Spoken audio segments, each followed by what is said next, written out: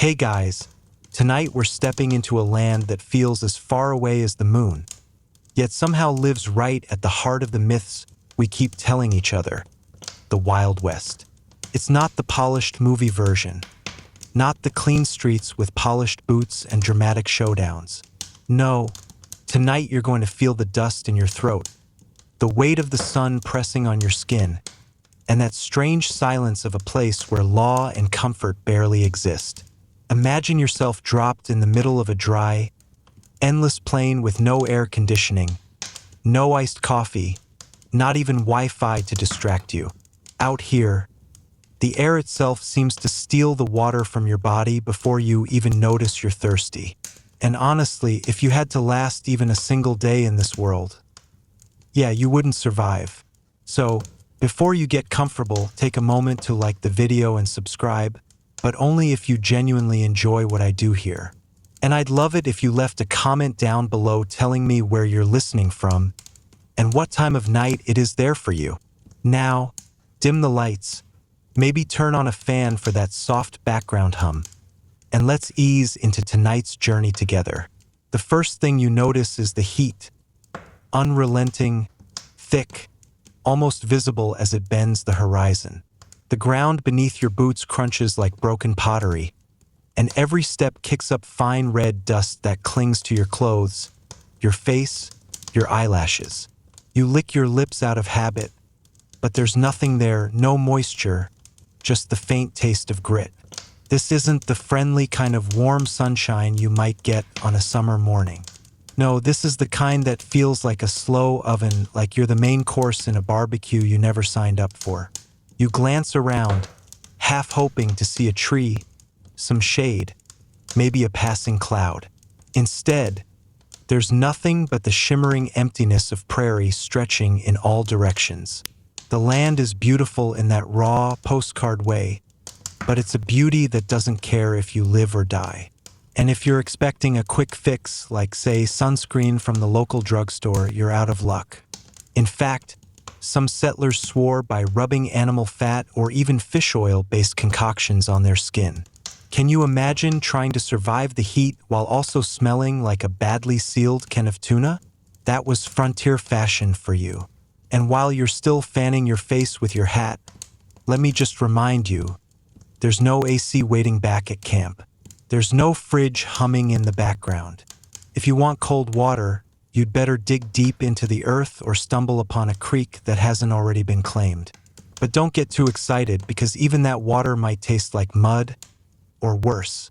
Many settlers wrote about the odd mineral tang of frontier wells, like drinking liquid pennies. Not exactly refreshing after walking under the sun all day. Still, you push forward because you have to. The wind kicks up out of nowhere, sending tiny grains of sand against your face, stinging like a swarm of bees. You blink hard, eyes tearing, and for a moment you can't tell if you're crying or if it's just the wind carving into you. Somewhere in the distance, a coyote howls, a lonely sound that makes the air feel even emptier.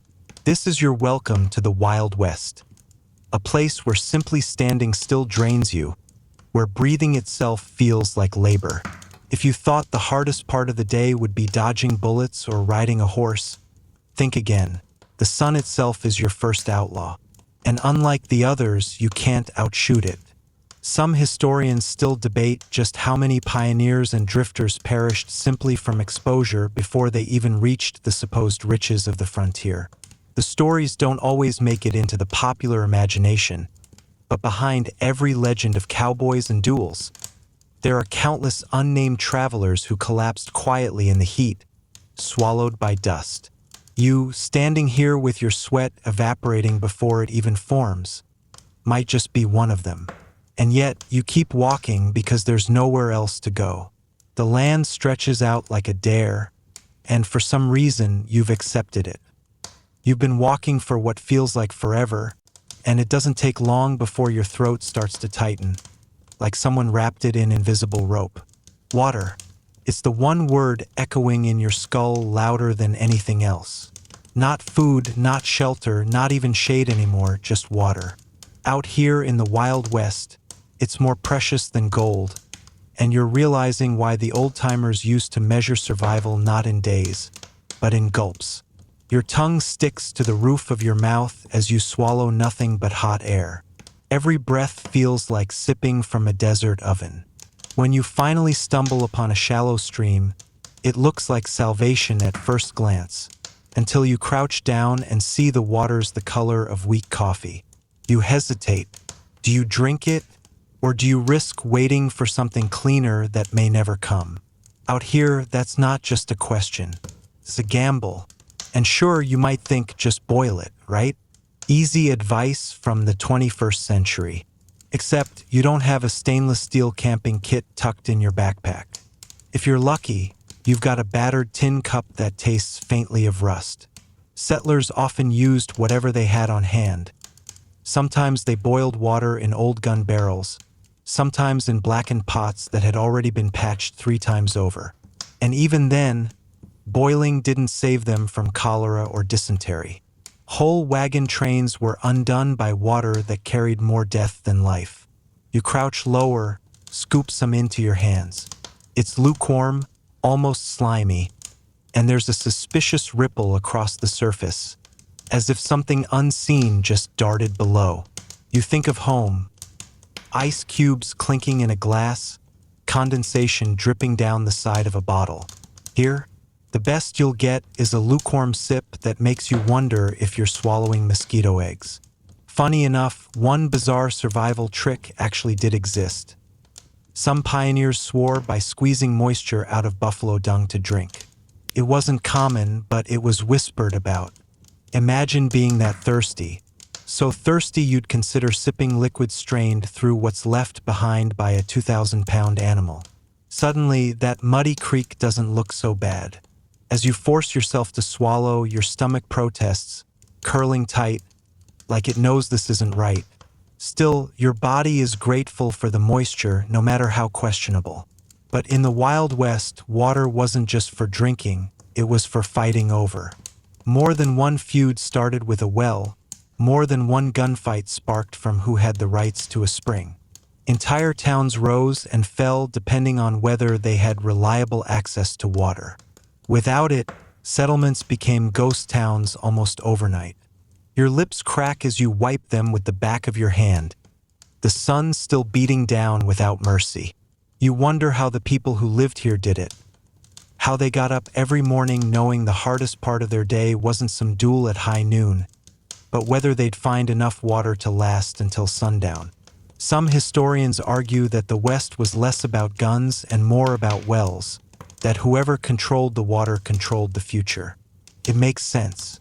What's a pistol worth if you can't even wet your throat enough to speak a threat? The ground crunches beneath you again as you rise, and the thought sinks in. This isn't about being tough or brave or clever. This is about whether you can outlast the thirst, whether your body can endure a world that seems to resent the very idea of moisture.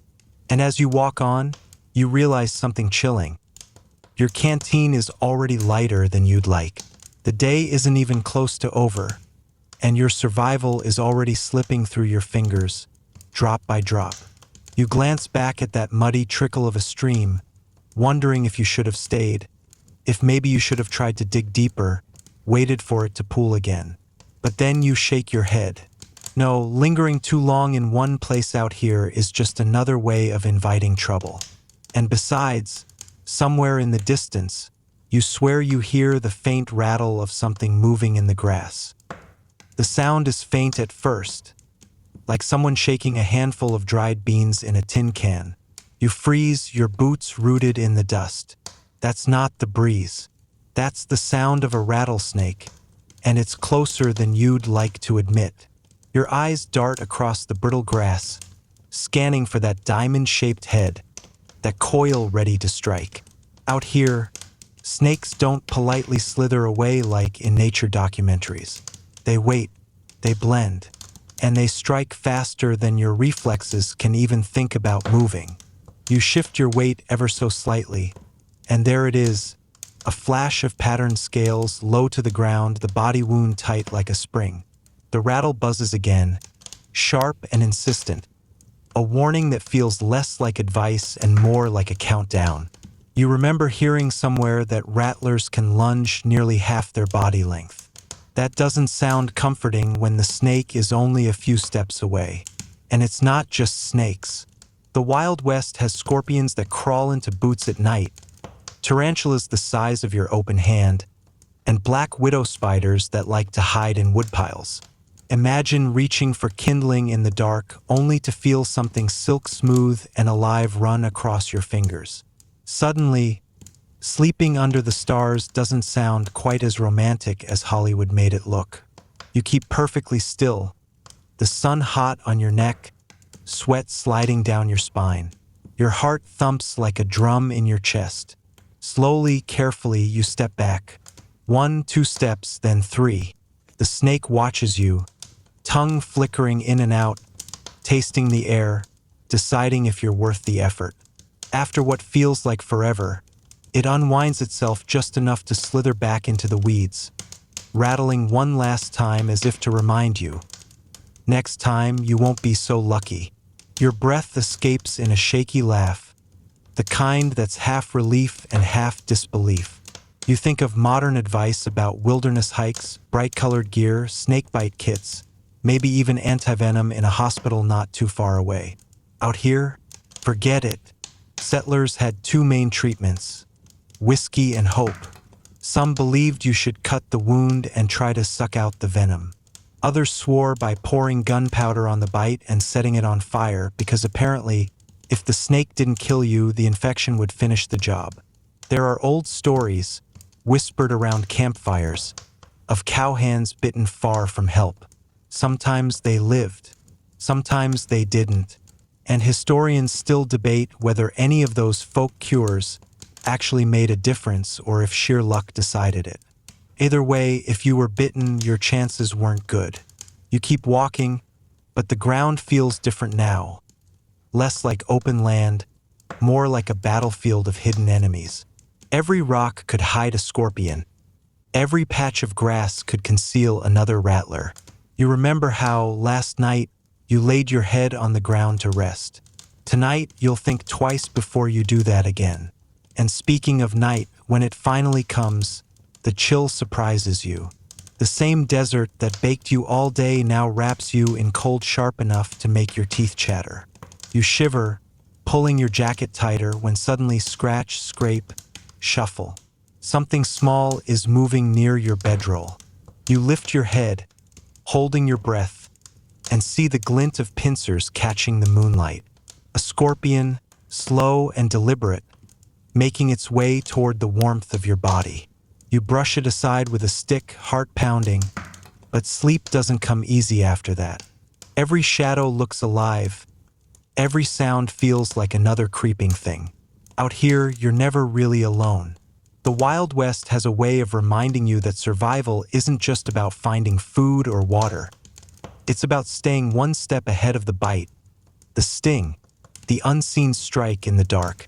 And as you drift in and out of uneasy rest, you hear the muffled sound of voices in the distance. Not snakes, not scorpions, human voices. A town, maybe, or trouble, more likely. Either way, morning is going to test you again. By dawn, the horizon glows faint pink, the kind of soft color that makes you think the world might finally be offering mercy. But as the light sharpens, you spot smoke, then roofs, then the jagged shapes of a few wooden buildings clustered together. A town, or at least what passes for one out here. Your legs carry you forward, half out of relief, half out of desperation. The closer you get, the less inviting it looks. Dust swirls in the main street. The buildings lean like they're tired of standing. And a row of horses tied to a hitching post snort and stamp their hooves impatiently. Overhead, a wooden sign creaks in the wind. Welcome to Dodge or Abilene, or maybe some nameless cattle town lost to memory. Doesn't matter what it's called. The rhythm is the same. Cattle drives, cowhands, and the chaos they drag with them. You walk in slow, trying not to draw eyes, but eyes find you anyway. Men in wide hats slouch against railings, boots dusty, spurs clinking when they shift their weight. Their faces are sunburned, bearded, suspicious. They size you up the way people do when they're trying to decide if you're worth ignoring or if you're worth trouble. Out here, those are often the only two categories. The saloon doors swing open with a squeak, and a wave of stale beer and smoke drifts out. Someone laughs too loud. A piano bangs out a tune that's missing half the keys, and a chair scrapes roughly against the floor. You remember movie versions of these places, colorful, full of charm. The reality? The floors are sticky, the air tastes like sweat, and every glance feels like a challenge. You think about ordering a drink, but the truth is, the whiskey here isn't whiskey the way you know it. Sometimes it's cut with kerosene or turpentine, whatever kept the barkeep's profit margin healthy. Watered down? If you're lucky. Poisonous? Quite possibly. You don't really want to test that theory, but refusing a drink in a saloon can sometimes be as dangerous as drinking it. So you nod, you sip, and you hope your stomach forgives you later. Outside, the real business of town unfolds. Cowboys drive herds of cattle straight through the main street, their shouts mixing with the bawling of steers. Dust chokes the air, coating your tongue, and you wonder if you'll ever feel clean again. Shops line the road. Blacksmith, general store, maybe a barber if you're lucky, but don't imagine polished counters or tidy shelves. Goods are expensive, scarce, and sometimes counterfeit. A pound of coffee could cost you half a week's wages, and it might be mixed with roasted chicory to stretch it thin. You spot a fight breaking out in the distance. Two men swinging fists in the dirt while a small crowd gathers to cheer or bet. This isn't unusual. In fact, some towns thrived on it. There's a reason many were called hell on wheels. They sprang up with the railroads or the cattle trails, lived fast, burned bright, then faded just as quickly when the next line of business moved on. Still, there's an energy here, a pulse that's both thrilling and terrifying. Everyone seems on edge, as though the whole town is a tinderbox waiting for a spark. And sparks come easily. Too much liquor, too much dust, too many men with nothing to do but test their luck. Historians still argue about whether these cattle towns were truly as lawless as legend paints them. Some say the chaos has been exaggerated, that the shootouts were rare, and most folks were just trying to make a living. Others insist that the danger was real enough, that walking into a saloon on the wrong night could be the last mistake you ever made. You lean against a post, watching it all swirl around you. The horses, the voices, the piano, the smell of sweat and whiskey. And for the first time since stepping into this world, you realize something. The wilderness may be harsh, but civilization out here doesn't feel much safer. In fact, it might be worse, because out in the empty prairie, it's the sun and the snakes that want you gone. But in a cattle town like this, there's people. And people, as you're about to find out, are the most dangerous part of the Wild West. The hoofbeats grow louder, steady as a drumline.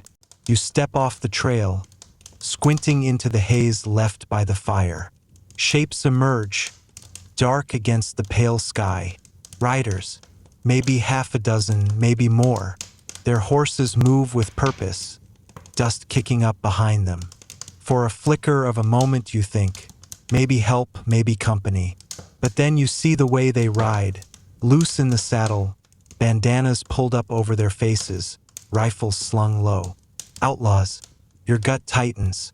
Stories of them are everywhere, and depending on who tells it, they're either folk heroes sticking it to the rich, or ruthless killers who'd shoot you for a pair of boots. Either way, if you're standing in their path, you're in trouble.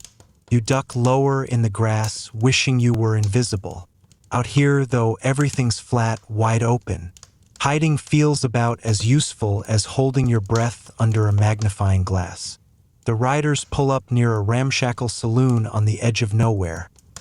A building you hadn't even noticed until now, half swallowed by dust. They dismount, boots hitting the ground heavy. One kicks the saloon doors open, and the sound of laughter and shouting spills out. Within seconds, the place is claimed. Your throat's dry again, not from thirst this time, but fear. Do you walk past? Do you step inside and risk their attention? Settlers sometimes talked about these moments, when the choice wasn't between good and bad, but between bad and worse. Curiosity wins over caution, just enough for you to edge closer. Inside, the outlaws spread like wolves, claiming tables, slamming bottles, barking orders. One of them pulls out a revolver and fires it into the ceiling for no reason except to watch everyone flinch. The barkeep scrambles to serve drinks, his hands shaking as he pours from bottles you suspect are half kerosene anyway. Here's the thing, outlaws weren't always strangers. Sometimes they were farmhands turned bitter, miners gone broke, Civil War veterans with no home to return to. Many slipped in and out of towns like ghosts, vanishing into the wilderness until their next raid. And the lines between criminal and lawman were thin enough that some sheriffs were little more than outlaws with better hats. You edge closer to the window, trying not to be seen. Inside, someone's yelling about a stagecoach due tomorrow, loaded with mail and maybe gold. Your stomach sinks. That means robbery, and you know enough to understand. By tomorrow, someone's going to be unlucky. One outlaw, tall, lean, with a scar cutting across his cheek, leans back in his chair. He tells a story about a farmer who refused to hand over his horse. The punchline? The horse lived. The farmer didn't. Everyone laughs, the sound hard and sharp as broken glass. You swallow, bile rising. There's nothing charming here, nothing heroic, just hunger and violence dressed up in spurs. Historians still argue about how much of the outlaw myth is truth and how much is dime novel fantasy. Some say the legends of Jesse James or Billy the Kid were crafted more by publishers than by reality. Others point out that even if the stories were exaggerated, the fear people felt when bandits rode into town was as real as the dust choking your lungs. You take one last look before backing away from the window. The hoofbeats echo in your mind even though the horses are tied outside. And as you slip away, you realize the fire you escaped earlier was simple. It wanted fuel, and it took it. But these men, they want fear. And fear is a harder fire to put out. Your boots crunch quietly as you move on, further into the wilderness. But the words you overheard stick with you. Tomorrow, a stagecoach is coming, and you can't shake the feeling you'll be there when it all goes down. The hoofbeats grow louder, steady as a drumline. You step off the trail, squinting into the haze left by the fire. Shapes emerge, dark against the pale sky. Riders, maybe half a dozen, maybe more. Their horses move with purpose, dust kicking up behind them. For a flicker of a moment you think, maybe help, maybe company. But then you see the way they ride, loose in the saddle, bandanas pulled up over their faces, rifles slung low. Outlaws, your gut tightens. Stories of them are everywhere, and depending on who tells it, they're either folk heroes sticking it to the rich, or ruthless killers who'd shoot you for a pair of boots. Either way, if you're standing in their path, you're in trouble. You duck lower in the grass, wishing you were invisible. Out here, though, everything's flat, wide open. Hiding feels about as useful as holding your breath under a magnifying glass. The riders pull up near a ramshackle saloon on the edge of nowhere. A building you hadn't even noticed until now, half swallowed by dust. They dismount, boots hitting the ground heavy. One kicks the saloon doors open, and the sound of laughter and shouting spills out. Within seconds, the place is claimed. Your throat's dry again, not from thirst this time, but fear. Do you walk past? Do you step inside and risk their attention? Settlers sometimes talked about these moments, when the choice wasn't between good and bad, but between bad and worse. Curiosity wins over caution, just enough for you to edge closer. Inside, the outlaws spread like wolves, claiming tables, slamming bottles, barking orders. One of them pulls out a revolver and fires it into the ceiling for no reason except to watch everyone flinch. The barkeep scrambles to serve drinks, his hands shaking as he pours from bottles you suspect are half kerosene anyway. Here's the thing, outlaws weren't always strangers. Sometimes they were farmhands turned bitter, miners gone broke, Civil War veterans with no home to return to. Many slipped in and out of towns like ghosts, vanishing into the wilderness until their next raid. And the lines between criminal and lawman were thin enough that some sheriffs were little more than outlaws with better hats. You edge closer to the window, trying not to be seen. Inside, someone's yelling about a stagecoach due tomorrow, loaded with mail and maybe gold. Your stomach sinks. That means robbery, and you know enough to understand. By tomorrow, someone's going to be unlucky.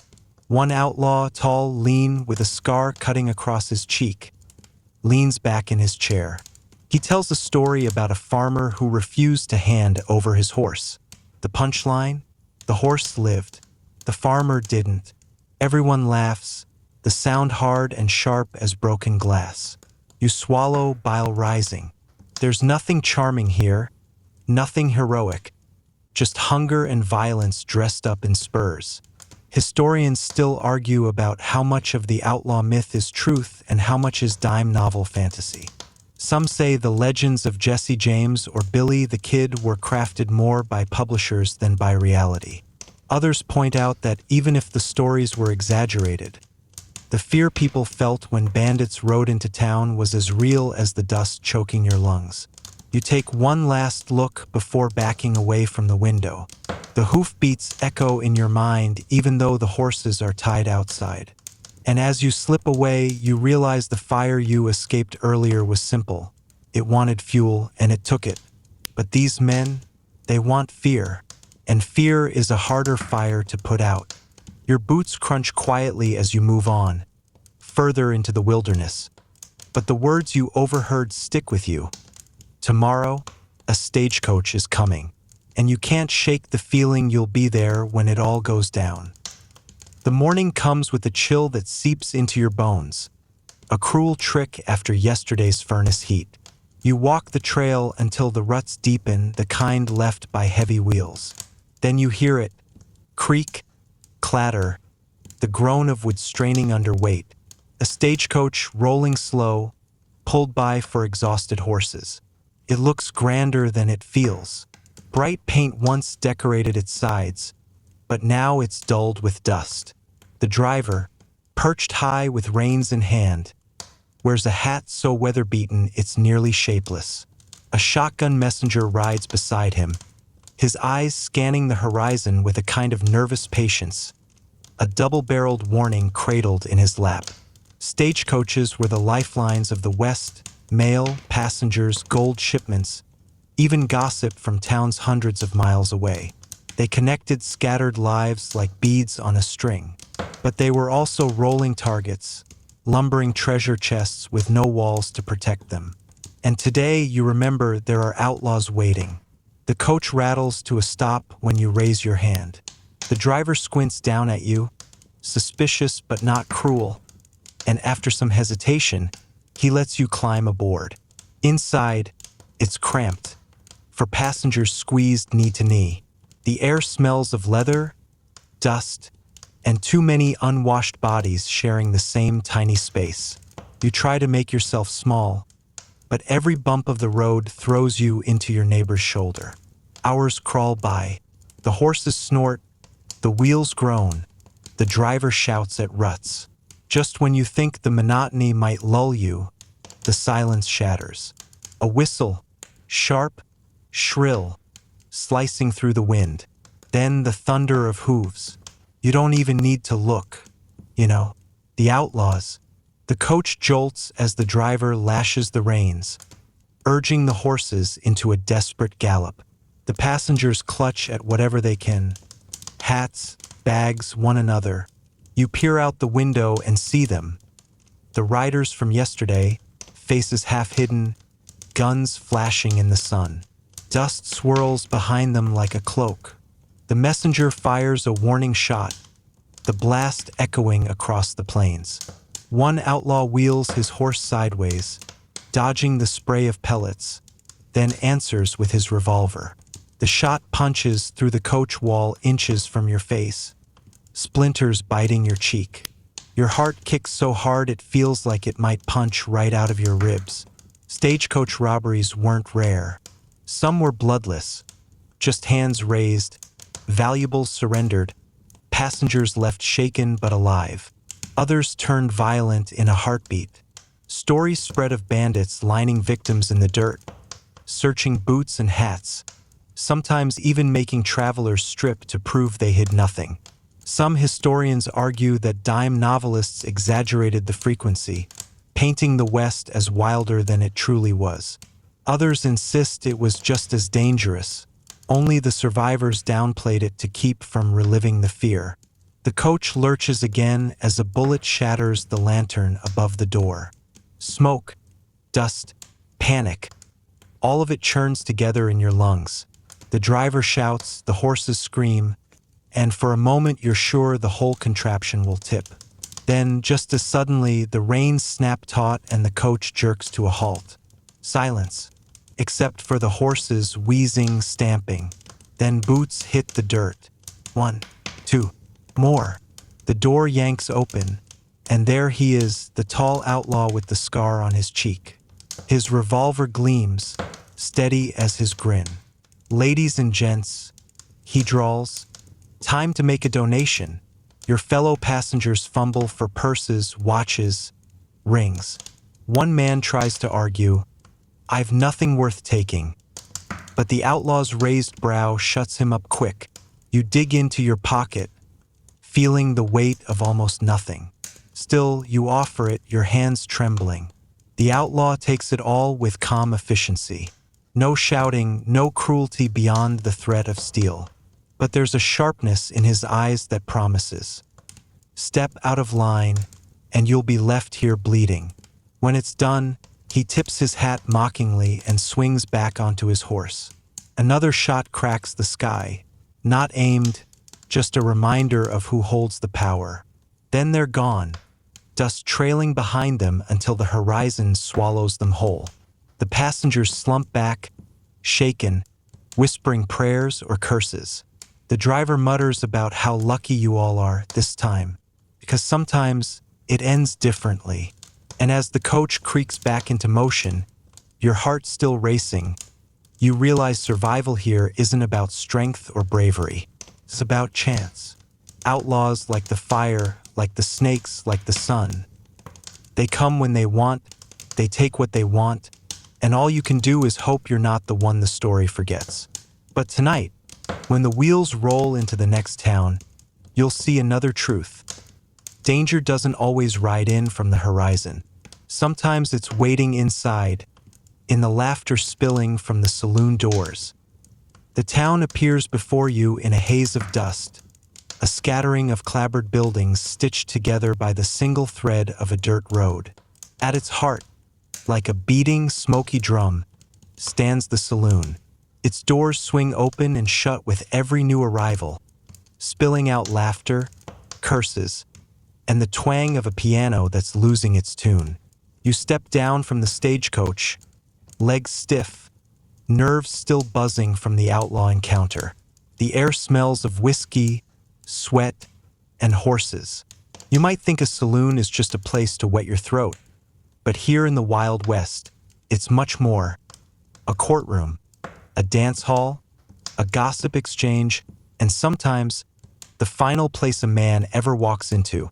Inside, it's dim, smoky.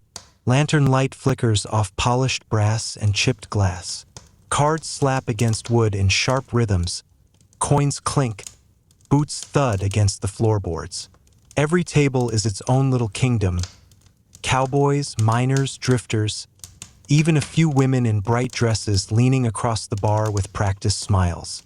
You slide onto a chair that creaks dangerously beneath you, and for the first time today you feel almost normal. Almost. But the saloon is never safe, not truly. You notice the piano player never takes his eyes off the room, as if he knows the music's only purpose is to keep tempers dulled. The bartender polishes the same glass over and over, his ear bent toward every whispered deal. And in the corner, two men stare at one another like wolves circling in silence. Alcohol fuels everything here. Whiskey so strong it could peel paint, beer warm enough to be soup. You try a sip, and it burns down your throat like swallowing firewood. But you drink again anyway because the dust in your mouth begs for it. Not all entertainment is liquid. Gambling tables dominate the floor. Poker, faro, dice, games you might think simple, but the stakes are life-changing.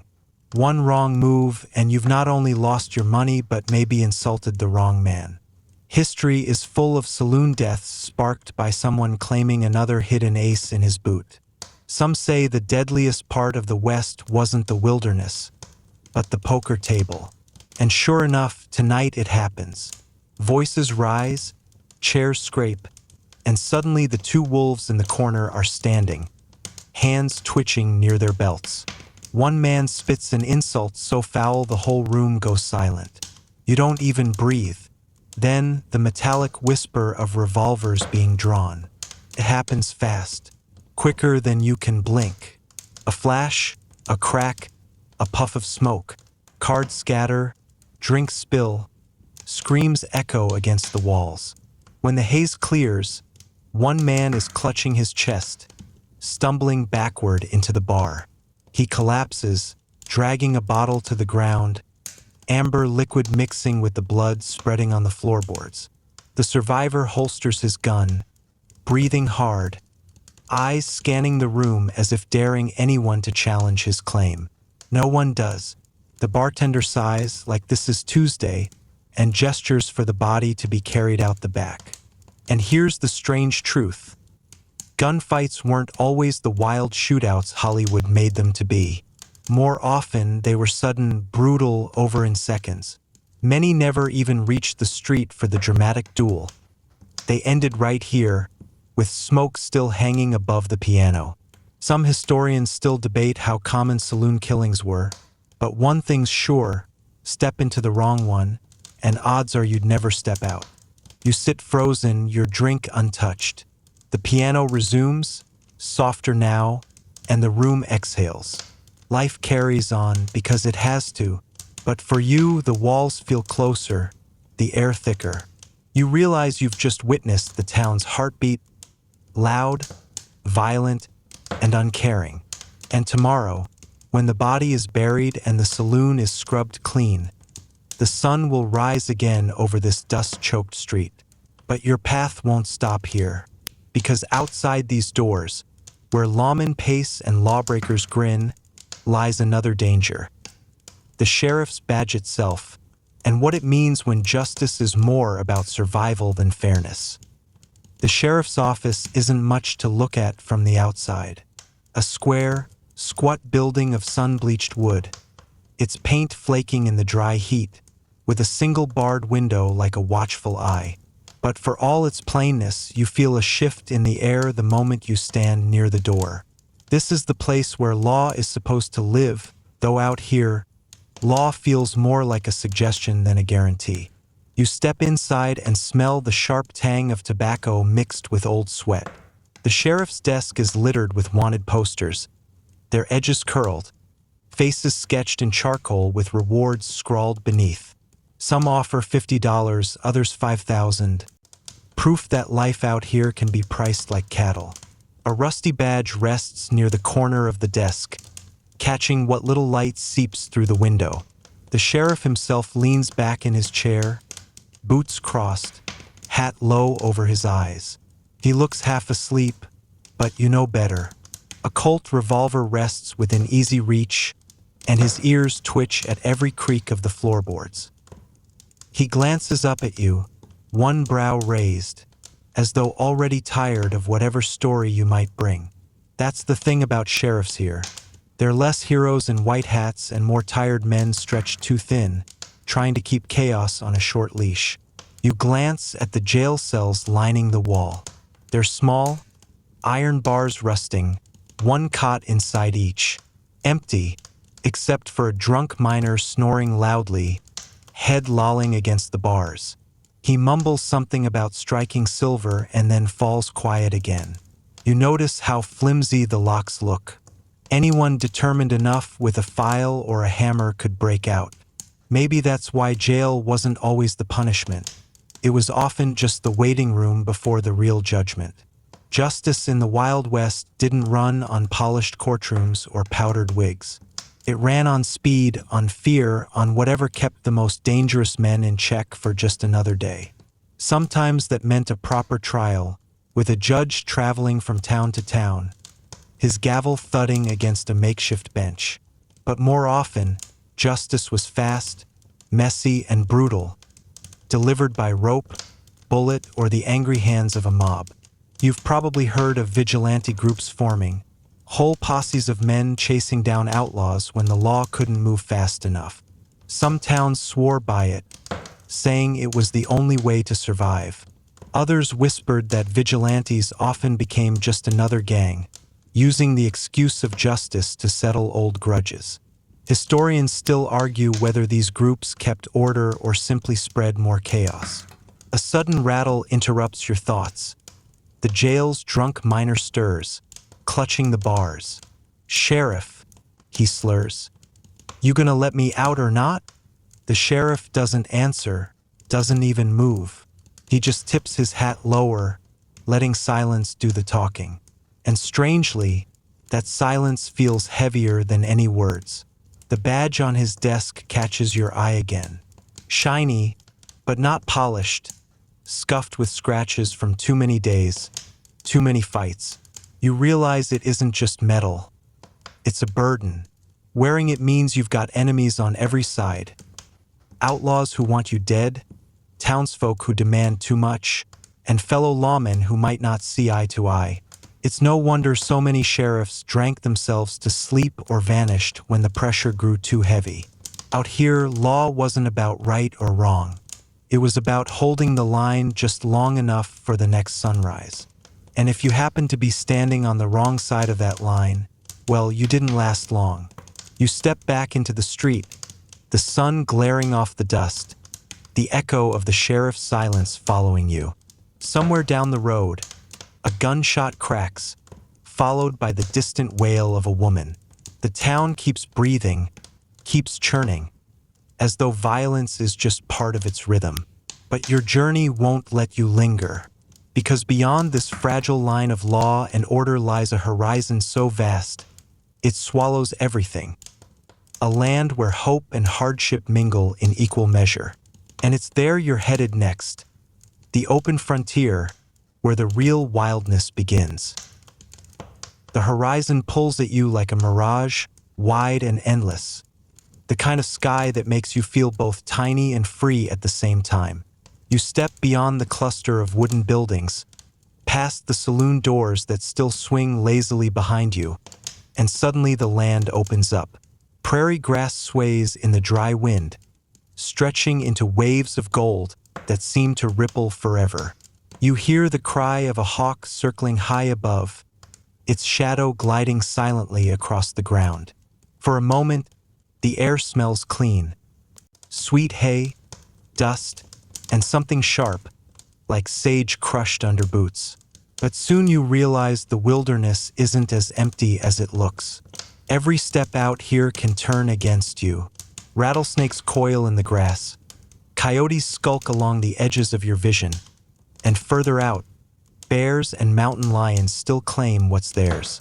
People called it the frontier, but really it was always someone else's home. First the animals, then the native tribes, long before wagons ever rolled this way.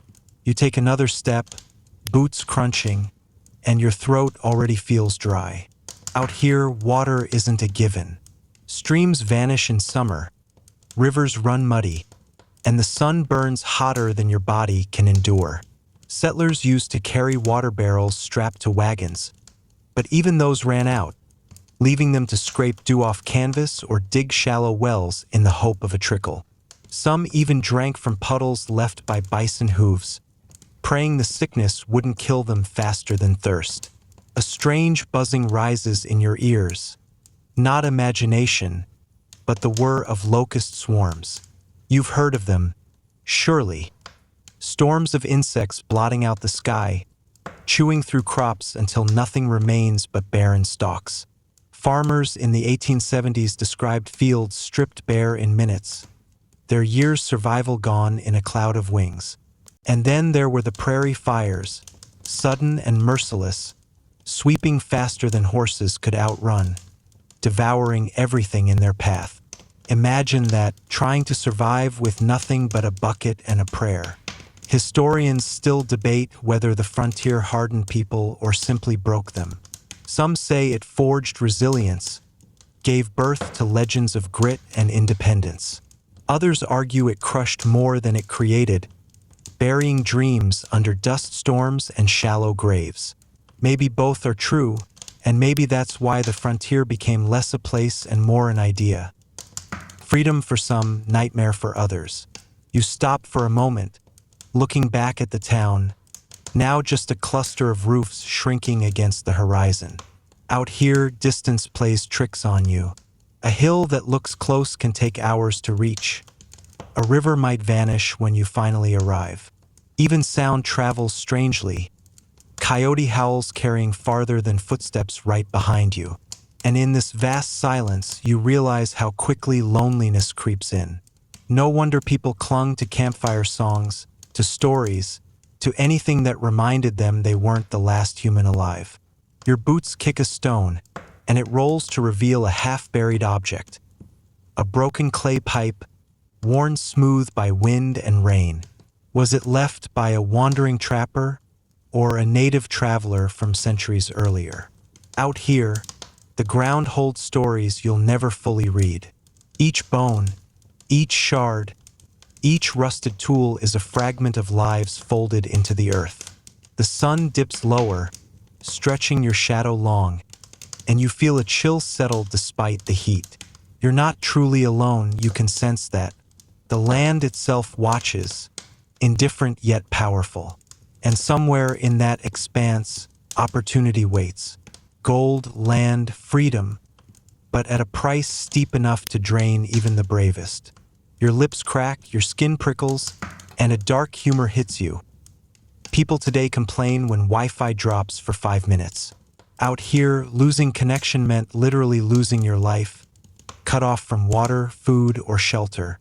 The wild didn't care about your plans or your grit.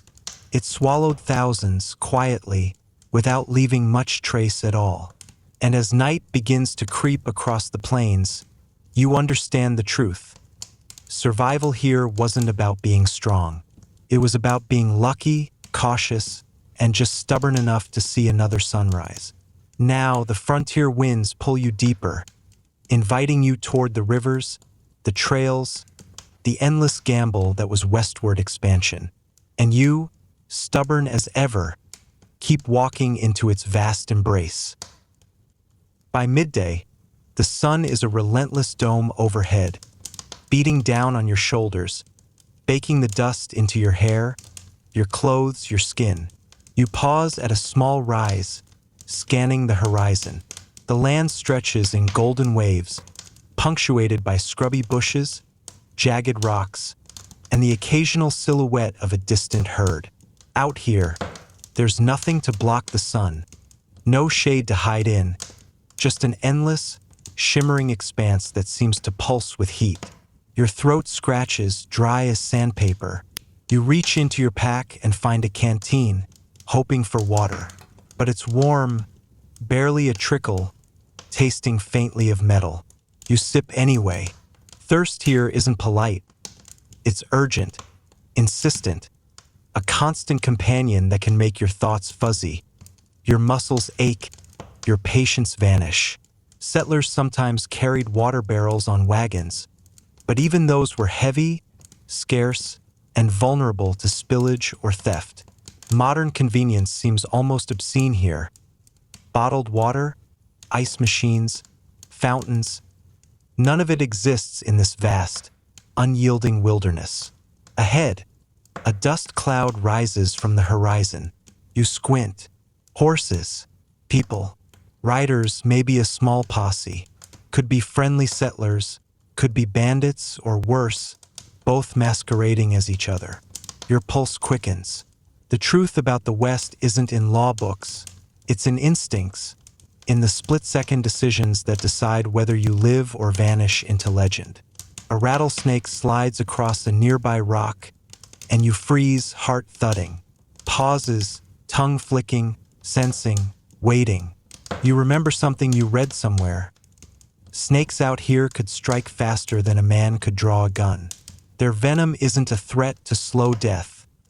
It's a rapid, excruciating reminder that the land itself can kill. You step carefully, moving the other way, and the snake disappears into the scrub.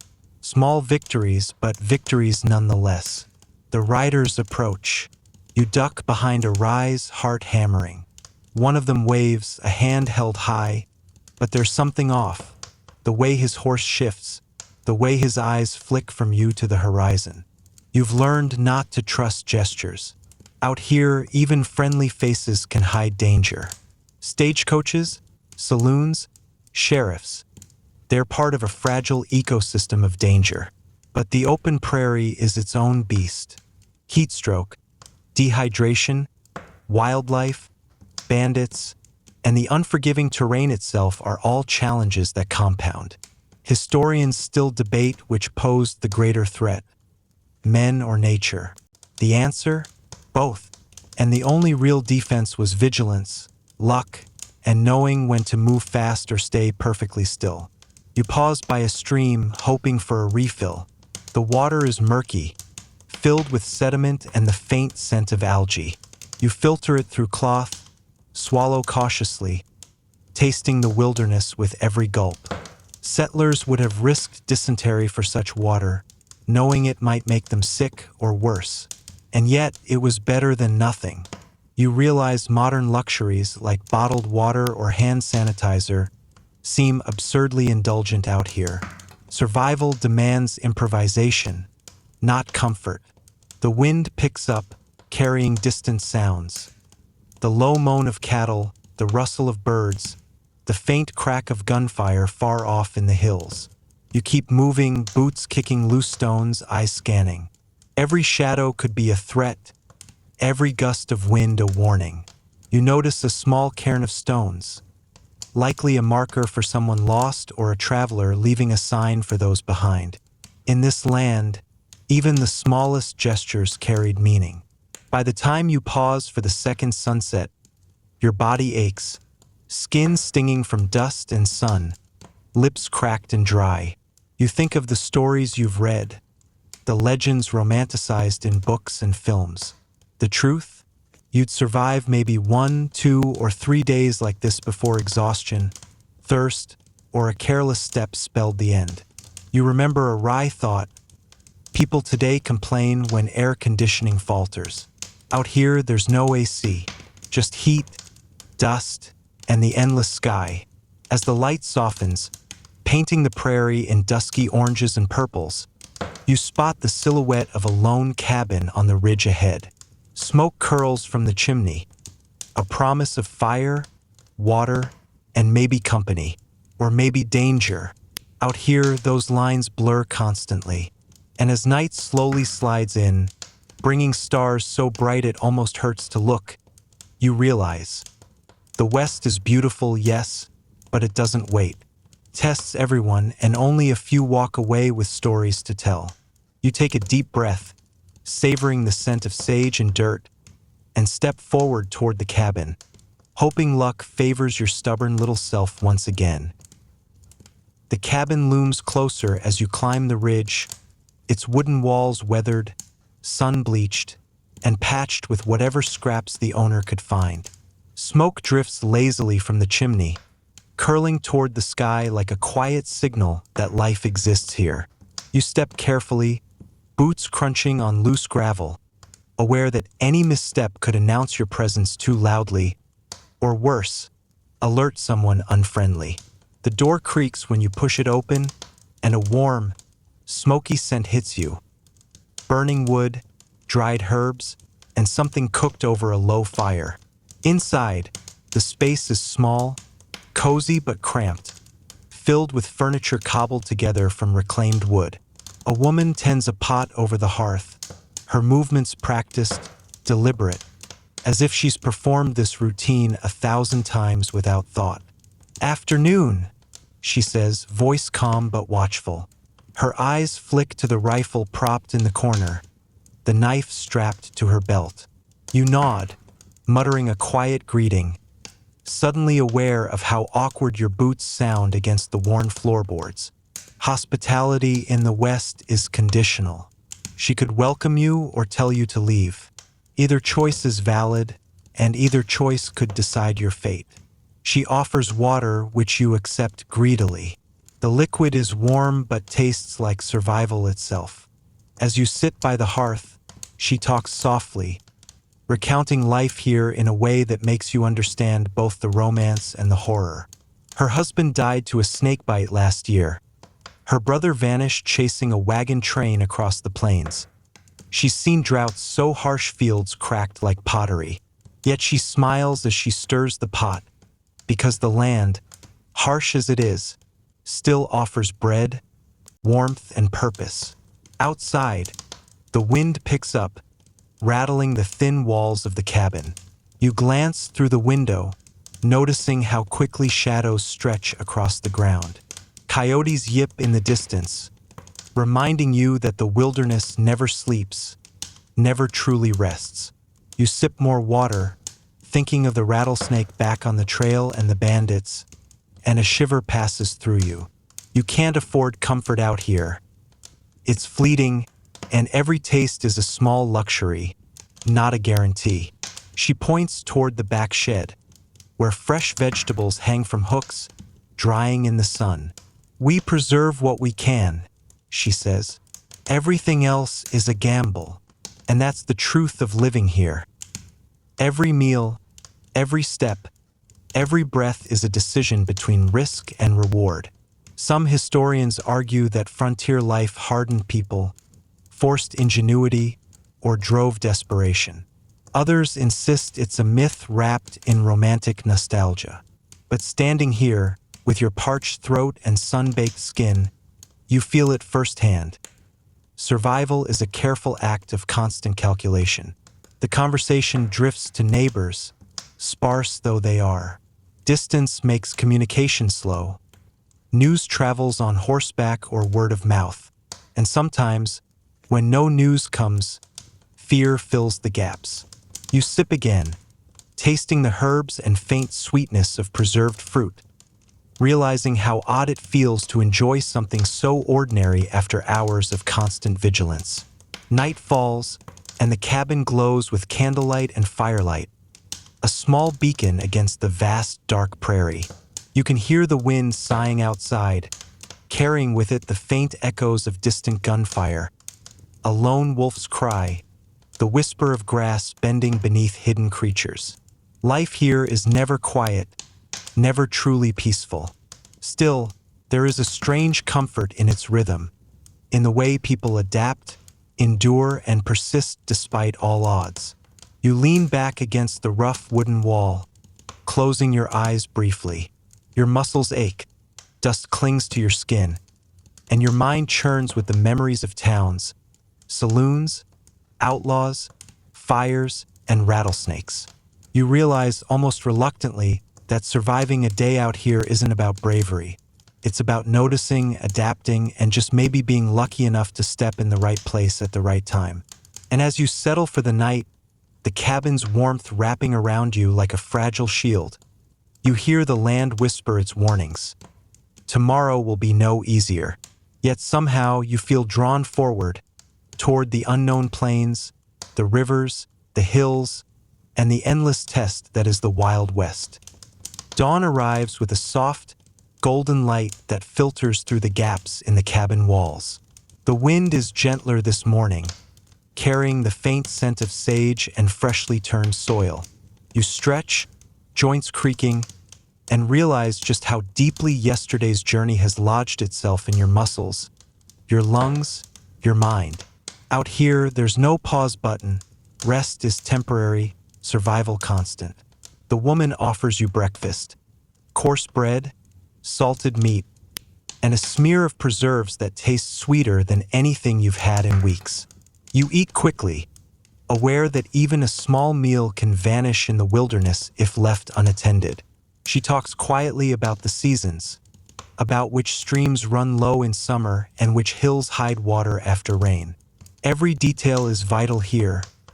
Even a seemingly trivial piece of knowledge can mean life or death. Once nourished, you step outside. The prairie stretches endlessly, dew clinging to grass like tiny jewels that glint in the morning sun. You inhale, tasting the air, and realize how little oxygen-rich relief the town offered in comparison to this open expanse. This is beautiful, yes, but also a warning. Wide vistas make wide targets. There's nowhere to hide, nothing to soften a fall, and the smallest mistake can be costly. As you walk, your boots crunch on the dry soil, stirring up tiny dust devils that twist and vanish as quickly as they appear. You notice tracks in the dirt, cattle, deer, maybe wolves. Every footprint is a clue, every scent a story. Pioneers learned to read the land like a book. They could tell if someone passed by hours ago, what direction they traveled, even whether they carried a gun or walked unarmed. You bend to study the prints, trying to train your eyes the way they did, and feel a small thrill at noticing a hidden pattern, a hint of survival instinct sharpening in you. But danger is never far. Out here, even ordinary life can be perilous. A sudden rustle in the brush, a flash of movement, your heart jumps. Prairie rattlers, quick as lightning, can strike without warning.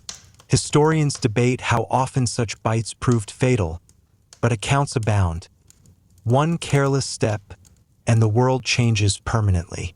You shift your weight, keeping your eyes and ears wide open, remembering every warning the woman gave you about snakes and hidden hazards. Hours pass. You navigate dry creek beds, ridges, and sparse forests, learning quickly that the landscape itself is alive with threat. Thunderclouds gather in the distance, promising rain that could drown trails, swell rivers, and wash away even the safest footing. Settlers depended on the weather as much as any rifle or knife, because the West didn't yield to planning. It demanded adaptation or it punished severely. Around midday, you find a small spring, clear and fast-flowing. Kneeling to drink, you notice the delicate balance of life surrounding it. Insects buzzing, birds dipping for sips, deer tracks along the banks. It's a fragile oasis in a land that can turn from generous to deadly in minutes. You take careful sips, aware that consuming without caution could invite contamination, illness, or worse. By mid-afternoon, the sun climbs higher, relentless as ever. Sweat soaks your clothes, dust coats your skin, and your mouth is already dry again. You remind yourself how people today complain about climate-controlled rooms, air conditioning, and cold drinks. Here, there's only the land, the wind, and the sun, and it won't negotiate. You glance back at the cabin on the ridge, now a small dot against the sprawling prairie. Hospitality, warmth, safety, these are fleeting commodities in the Wild West. And while the woman's kindness gave you a reprieve, you know you'll carry caution like a cloak for the rest of the journey. Every step, every encounter, every sip of water, every shadow is a test. And somehow, despite the fear and fatigue, you keep moving forward, drawn deeper into the untamed, unforgiving expanse that demands constant vigilance.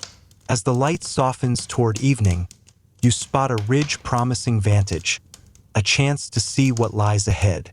You climb, boots slipping on loose stone, heart racing with anticipation and caution. From here, you can see the trail winding ahead, dotted with distant trees, scattered rocks, and maybe, just maybe, another sign of life or danger. And as the sun begins to dip low, painting the world in muted golds and purples, you realize this. Surviving the Wild West isn't just about avoiding bullets or snakes. It's about noticing, learning, and respecting the land, the animals, and the people, or else becoming part of the forgotten dust. You pause on the ridge, wind brushing your face, and for a fleeting moment, you feel alive, aware, and entirely at the mercy of the frontier.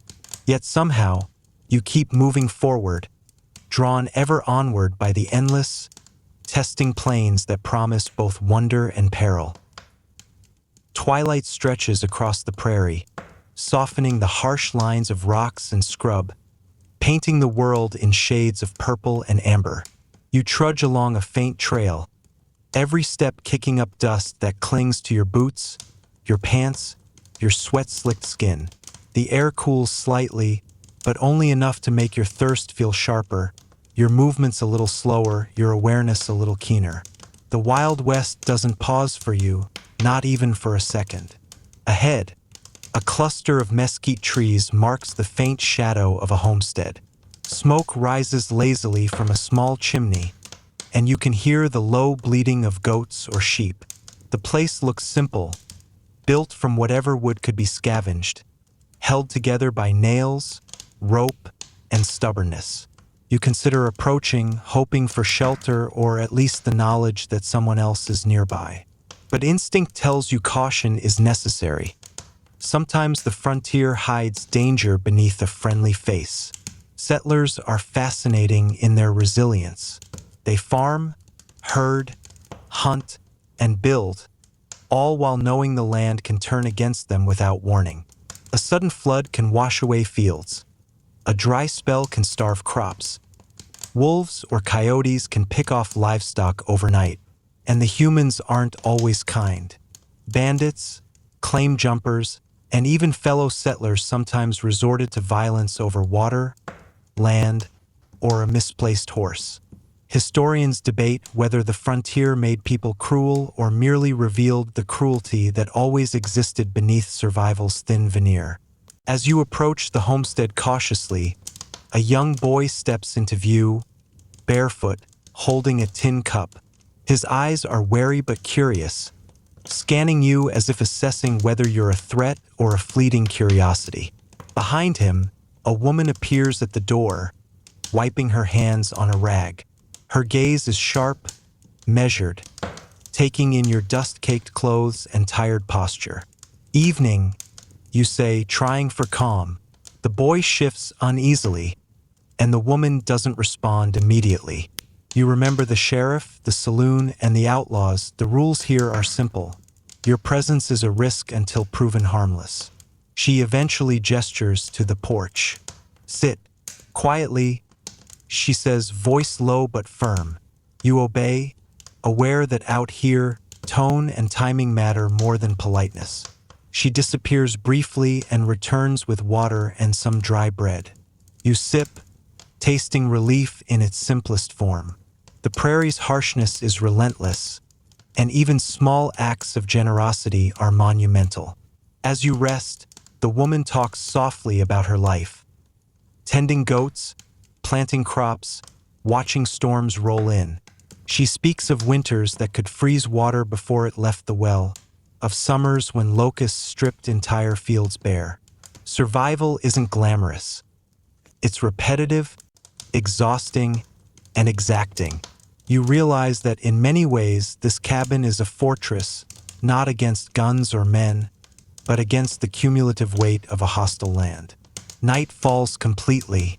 Stars appear, scattered so densely that the sky feels almost tangible, pressing down with the weight of infinite distance. The wind rustles the trees, carrying the sound of distant predators. Coyotes, maybe a lone wolf.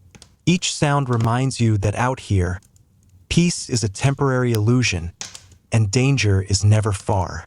You try to relax, lying on a rough blanket the woman has spread, but sleep is elusive. The Wild West doesn't lull you with soft comfort. Every creak of the cabin, every gust of wind, every shadow passing by the window demands attention. And yet you let your eyelids droop, knowing that rest, fragile as it is as necessary as water and food. Before closing your eyes fully, you remember the stories of settlers who vanished overnight, swallowed by drought, flood, or the darkness itself. You shiver, half from the cold, half from awareness. Surviving the frontier isn't about heroism. It's about vigilance, respect for the land, and the humility to accept that you are always, always at its mercy. With that thought, you drift towards sleep, the cabin safe for tonight, but tomorrow promising new trials, unseen dangers, and another test of your stubborn, fragile survival. Morning comes quiet, with a gentle pink haze rolling over the horizon. You wake to the smell of smoke and fresh bread, the sounds of goats bleating and the soft creak of the cabin's weathered boards. Your body aches from yesterday's trek across the prairie, muscles tight, skin raw from sun and dust. Every inch of you reminds you that survival here is never simple. It's earned with every step, every careful choice. After a sparse breakfast, the woman points toward a trail leading away from the homestead. "Follow it," she says. "It'll take you toward water, but keep your eyes open. Nothing waits politely." You nod, knowing she's speaking from experience. Out here, water sources aren't just relief. They're magnets for wildlife and, occasionally, people with more aggressive intentions. The trail winds past rolling hills, the grass waving in the morning breeze. You move cautiously, noting every sound. The snap of a twig, the buzz of insects, the distant splash of a stream.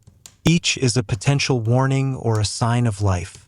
You pause to examine animal tracks. Deer, coyote, maybe a small herd of bison. Interpreting these prints isn't just curiosity. It's essential survival knowledge.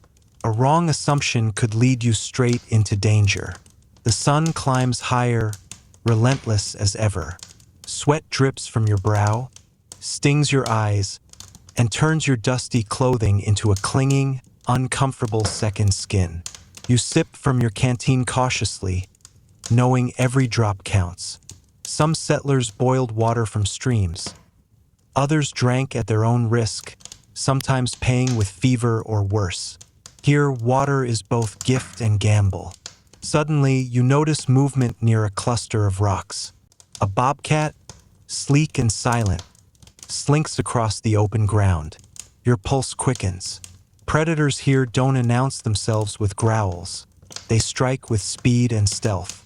You hold your breath, letting the animal pass, reminding yourself that being quiet, aware, and patient is often the best defense.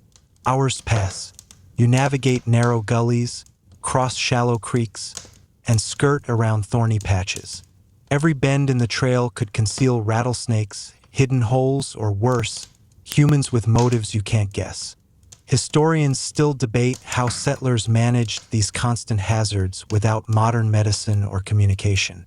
What is certain is that every day required attentiveness, ingenuity, and a tolerance for discomfort most people today can scarcely imagine. By late afternoon, the trail opens onto a wider valley, and you spot water glinting in the sunlight. A shallow river, clear and inviting.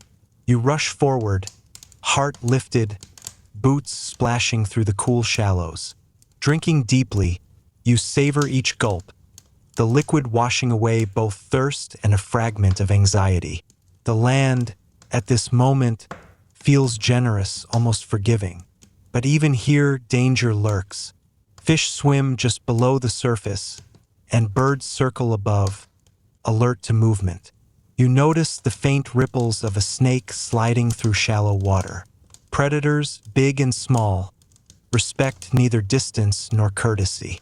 You step carefully, moving along the riverbank, drinking when safe, knowing that any misstep could become a lesson in humility. You pause on a sun-warmed rock, the river burbling beside you, reflecting the pink-orange sky of late afternoon. The vast prairie stretches beyond, hills fading into distance. You can almost imagine civilization ending here, replaced entirely by wilderness, chance encounters, and the raw rhythm of survival.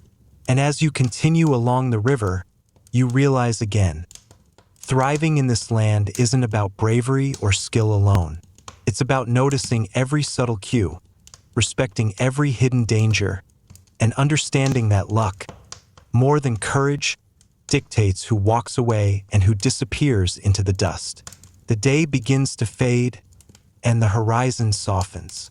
Somewhere ahead, perhaps another homestead, perhaps a shaded grove, waits for your next choice, your next decision, your next test. Out here, nothing is guaranteed, only the ceaseless challenge of living with the land as both adversary and teacher. Shadows stretch long across the valley as evening approaches, the sun dipping low and setting the sky ablaze with streaks of red and gold. You follow the river, careful of slippery banks and hidden holes, aware that even a small misstep could twist an ankle or worse. The land is deceptively peaceful, masking dangers beneath its serene appearance. You wonder how settlers manage to make it through days like this, often without more than a wagon, a rifle, and sheer stubbornness. As you move, you notice signs of wildlife: broken branches, flattened grass, tracks in the mud. A deer bounds away at the slightest noise, its presence both reassuring and a reminder that predators are never far behind. Coyotes yip in the distance, their calls echoing eerily through the valley. Even at a distance, the sounds carry a warning. You are not alone, and the land will test you continuously. You come across a small clearing, where wildflowers cling stubbornly to patches of soil, their colors muted under the fading light. It's tempting to rest, but you know that settling in an open area carries its own risks. Nightfall will bring cold, predators, and a drop in visibility, leaving you exposed. Settlers often spent evenings preparing shelters, building small fires, and keeping watch, tasks that today might seem tedious but were essential for survival. You kneel by the river to refill your canteen, watching the water ripple over stones. It's clear, cool, and almost hypnotic. Drinking, you feel the fatigue of the day pressing against your limbs. Every muscle protests, every step taken earlier etches itself into your memory, and yet the journey demands you keep moving. This is life on the frontier, a delicate balance between need and danger. A sudden rustle in the nearby brush makes you freeze. Your hand instinctively brushes the grip of your revolver, but you relax slightly as a fox darts out, pausing to glance at you with keen, intelligent eyes before disappearing again. It's a small encounter, but it reminds you of the constant presence of the wild. Animals move with purpose and instinct. Humans must learn both to survive and to coexist in fleeting harmony. Historians debate how often settlers truly understood the wildlife around them. Some argue they had intimate knowledge, reading subtle signs to predict weather, predator behavior, or migration patterns. Others insist much of survival relied on luck, improvisation, and sometimes sheer blind endurance. You feel the truth of both. As the sun dips completely behind the horizon, the valley darkens, leaving only the soft glow of twilight. The river murmurs beside you, the wind rustles through the grass, and distant howls carry a reminder that the night is alive with threat. You settle near a cluster of rocks, building a small fire from gathered twigs and dry grass. Its warmth is comforting, its glow a fragile barrier against the creeping darkness. You watch the flames, thinking of the day behind you and the miles still to cover. Survival here isn't heroic. It's practical, patient, and sometimes painfully slow. One misjudged step, one gulp of unsafe water, one overlooked sound, and the story ends. You sip more water, chew a piece of dry bread, and listen to the land. Every whisper, every crack, every distant cry carries information. Lessons for those willing to pay attention. As night deepens, you lie back on the warm earth, eyes tracing stars piercing the velvet sky. The wind sighs softly, the river hums beside you, and you realize that despite exhaustion and danger, There's a strange peace in simply being alive here, if only for a night. Survival is never certain, but the small comforts, the fire, the water, the quiet presence of life, remind you why people endure such hardship, why they keep walking into the unknown, and why you, stubborn as ever, keep following the winding trail into the heart of the Wild West. The night deepens, and you wake to a sky sprinkled with countless stars, their cold light spilling across the prairie. The fire you built has dwindled to glowing embers, and the wind whispers through the grass, carrying both chill and the faint scent of damp earth. Your body aches from the previous day's trek, muscles tight and skin raw from sun and dust, but sleep is fleeting out here. Even the smallest sound, a coyote's yip, a rustle of branches, snaps you awake, reminding you that the wilderness is alert and patient. You rise carefully, brushing the dirt and ash from your clothes. The river nearby gurgles softly, its steady murmur offering both comfort and caution. Settlers depended on streams like this for drinking, cooking, and washing, but they also knew that predators, insects, and disease often accompanied water sources. You kneel to refill your canteen, taking care not to stir sediment, knowing that even one careless gulp could bring fever or worse. Moving along the riverbank, you notice tracks pressed into the soft soil. Deer, coyote, maybe a fox. Each tells a story, a record of movement through the land. You follow them lightly, careful to leave your own traces minimal, understanding that in this environment, your presence is an announcement to every creature near and far. Hunters and settlers learn to read these signs meticulously, predicting patterns, avoiding danger, and tracking prey. You try to mimic that attention, training your eyes to notice the subtle, often overlooked hints of life. The sun rises, burning away the last hints of night fog. The heat is immediate and punishing. Sweat drips down your back, the dust coats your skin, and every step feels heavier than the last. You stop beneath a lone mesquite tree for a brief respite, tasting the sweet relief of a cool breeze and thinking wryly of modern complaints about thermostats. Here, there is no climate control, only the raw elements and your endurance. As the day progresses, you traverse dry creek beds and scrubby hills. The land seems empty at first glance, but you know better. A sudden flicker in the distance, a shadow, a glint of metal, could be a predator, a human, or even a hidden spring. Out here, nothing waits politely. You recall stories of settlers ambushed while seeking water or tending livestock, often by men or animals who moved with silent precision. Historians still debate how common such incidents were, but the fear was real, and it shaped every decision. By midday, you reach a rocky outcrop, offering a vantage point over the surrounding prairie. The view is vast, almost overwhelming. Hills fading into distant plains, rivers snaking like silver threads, and the occasional cluster of trees hinting at hidden life. The beauty is undeniable, but the openness is also dangerous. In this land, exposure is vulnerability, and every visible step is a potential invitation for misfortune. You rest briefly, taking careful sips from your canteen, and notice the delicate balance of life around you. Insects buzzing, birds flitting from bush to bush, a lizard basking on a sun-warmed rock. The interplay of predator and prey, life and death, is constant, a reminder that the wilderness operates by rules far older than any human law. You realize that to survive, you must respect these rules, observe keenly, and move with purpose. As afternoon fades toward evening, the horizon softens, shadows lengthen, and the land takes on a muted palette of browns and golds. You descend from the outcrop, heading toward a narrow valley that promises shelter from the wind.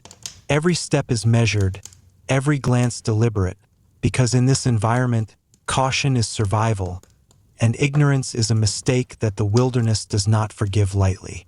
You find a small hollow near the riverbank, partially sheltered by rocks and scrub. It isn't much, but it's enough to provide temporary refuge. You settle down, pulling together a makeshift bed of grass and cloth, the sun dipping low and casting long, dancing shadows.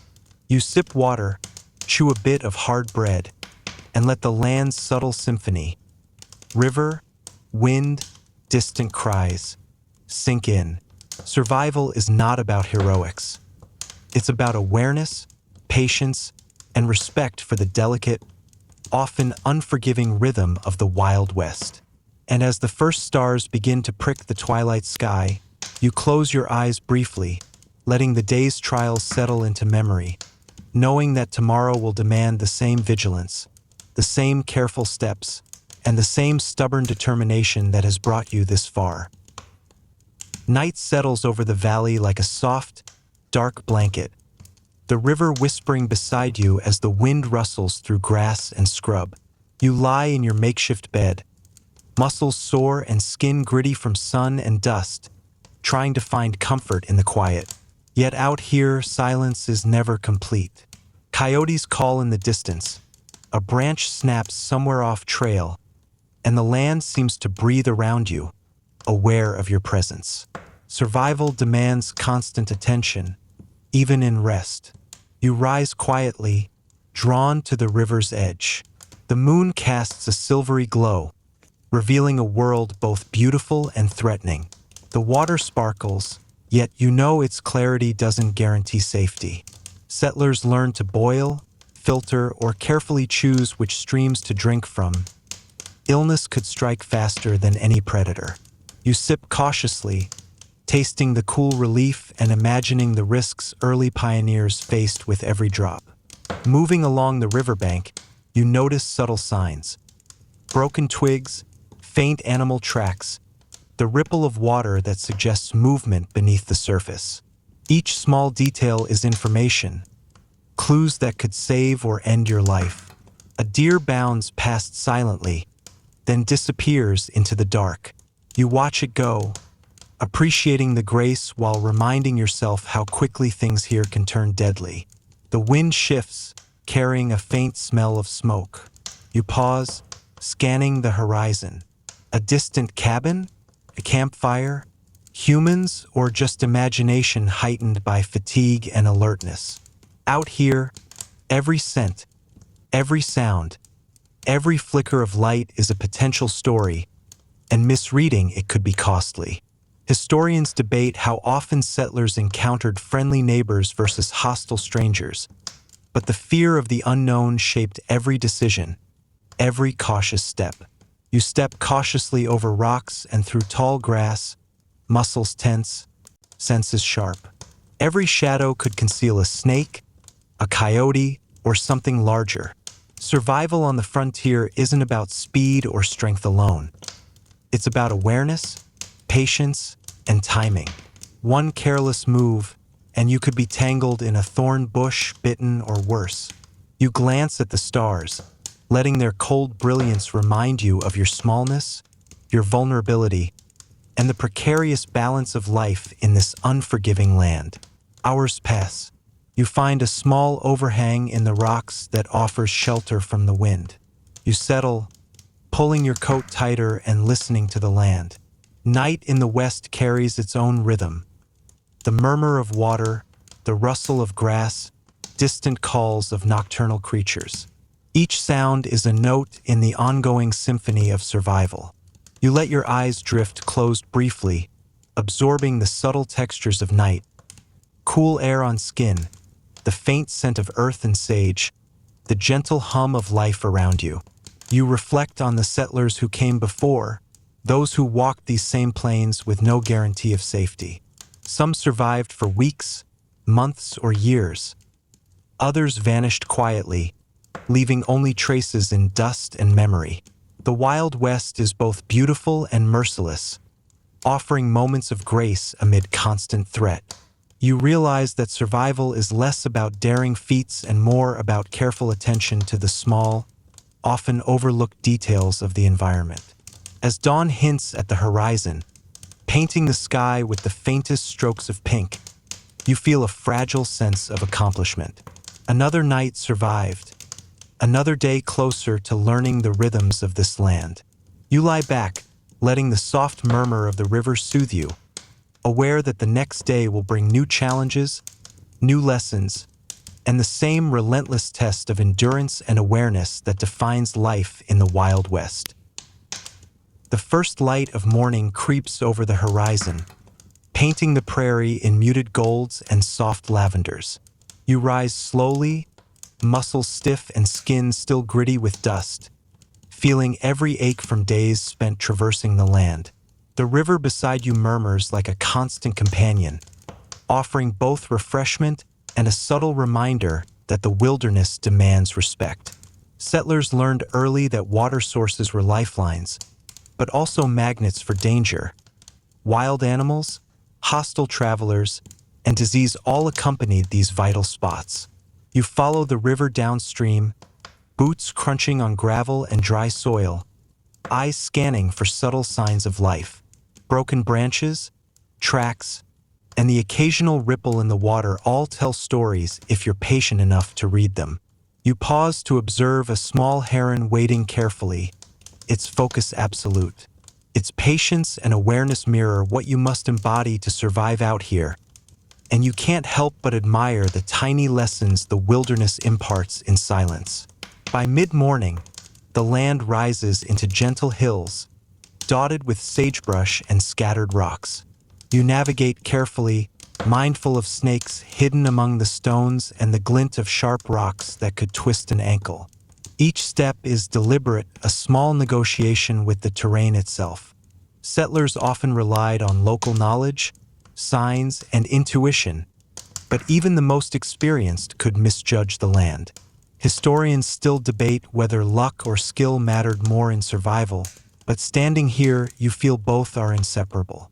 A distant sound draws your attention, the faint crack of a branch or perhaps the approach of a horse. You freeze, ears straining, heart pounding. Out here, every sound is potential threat or promise. You crouch behind a rock, breath shallow, waiting and watching. A rider emerges, a lone man on a lean horse. His face is obscured by a wide-brimmed hat, eyes scanning. There's a tension in the air. In the Wild West, strangers are always ambiguous, and every encounter demands vigilance. After a moment, he tips his hat and rides past, a faint wave of relief washing over you. Even brief interactions carry weight.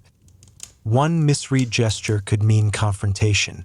Settlers quickly learned that politeness, suspicion, and caution were necessary companions, and you feel that lesson deeply in your own careful observation.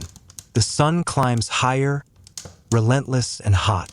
You pause beneath a lone mesquite tree for shade, savoring the brief respite. Sweat drips from your brow, and the dust clings stubbornly to skin and clothing. You sip from your canteen, tasting relief and remembering the cabins, rivers, and small acts of kindness that have punctuated your journey. Survival isn't about heroism. It's about attention, patience, and sometimes the quiet endurance of discomfort. Continuing along the hills, you notice the delicate balance of life. Lizards sunning on rocks, birds flitting between sparse branches, insects buzzing with purpose. The land is alive with subtle interactions, predator and prey constantly negotiating space and survival. You move with that same awareness, aware that one misstep or overlooked detail could undo your progress.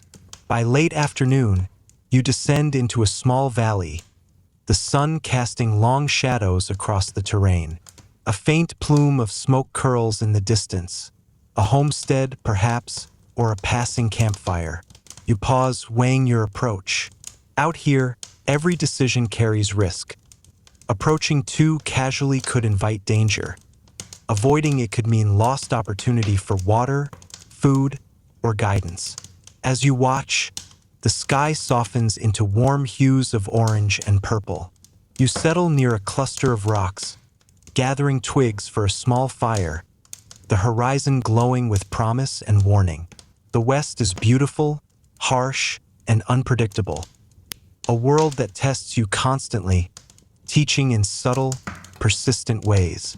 And as night falls, you prepare once more to endure its lessons, mindful that each day survived is a testament to vigilance, respect, and the stubborn determination to keep walking. Night falls fully, wrapping the prairie in deep indigo, and the river beside you gurgles softly, a constant companion in the darkness. You lie beneath the sparse canopy of mesquite branches, muscles stiff from hours of walking and sun-baked trails. Every sound, the rustle of grass, distant yips of coyotes, the gentle crackle of your small fire, feels amplified in the vast, quiet expanse. Out here, the world doesn't lull you into false comfort. It demands vigilance, even in moments of rest. You rise briefly to stretch, feeling the familiar ache in your joints, dust and grit clinging to skin and clothes. The cold night air carries both relief and warning. Dew collects on leaves, slicking rocks, and condensation pools in the low spots, reminding you that even simple terrain can be treacherous. Settlers learn to move slowly, deliberately, respecting every ridge, creek, and patch of uneven ground. The land itself is a silent teacher, unforgiving yet honest. The fire flickers, casting long shadows on the rocks around you. You sip from your canteen cautiously, aware that even water, your most precious resource, can betray the unwary if tainted. A flash of movement catches your eye. A fox, sleek and silent, weaving through the underbrush. Its presence is a small reassurance, a subtle reminder that life thrives alongside the threats that stalk it. Historians debate how often settlers truly understood these patterns, but you realize that keen observation and patience were as valuable as any weapon. As you settle back down, your mind drifts to tales of frontier nights, travelers lost to the dark, the sudden strike of a rattlesnake, the stealth of predators unseen until it was too late. The Wild West is a place where legends are born from caution, endurance, and sometimes sheer luck. You pull your coat tighter, letting the warmth of your small fire guard against the creeping chill. Survival is rarely heroic. It's the quiet, persistent acts that keep you alive.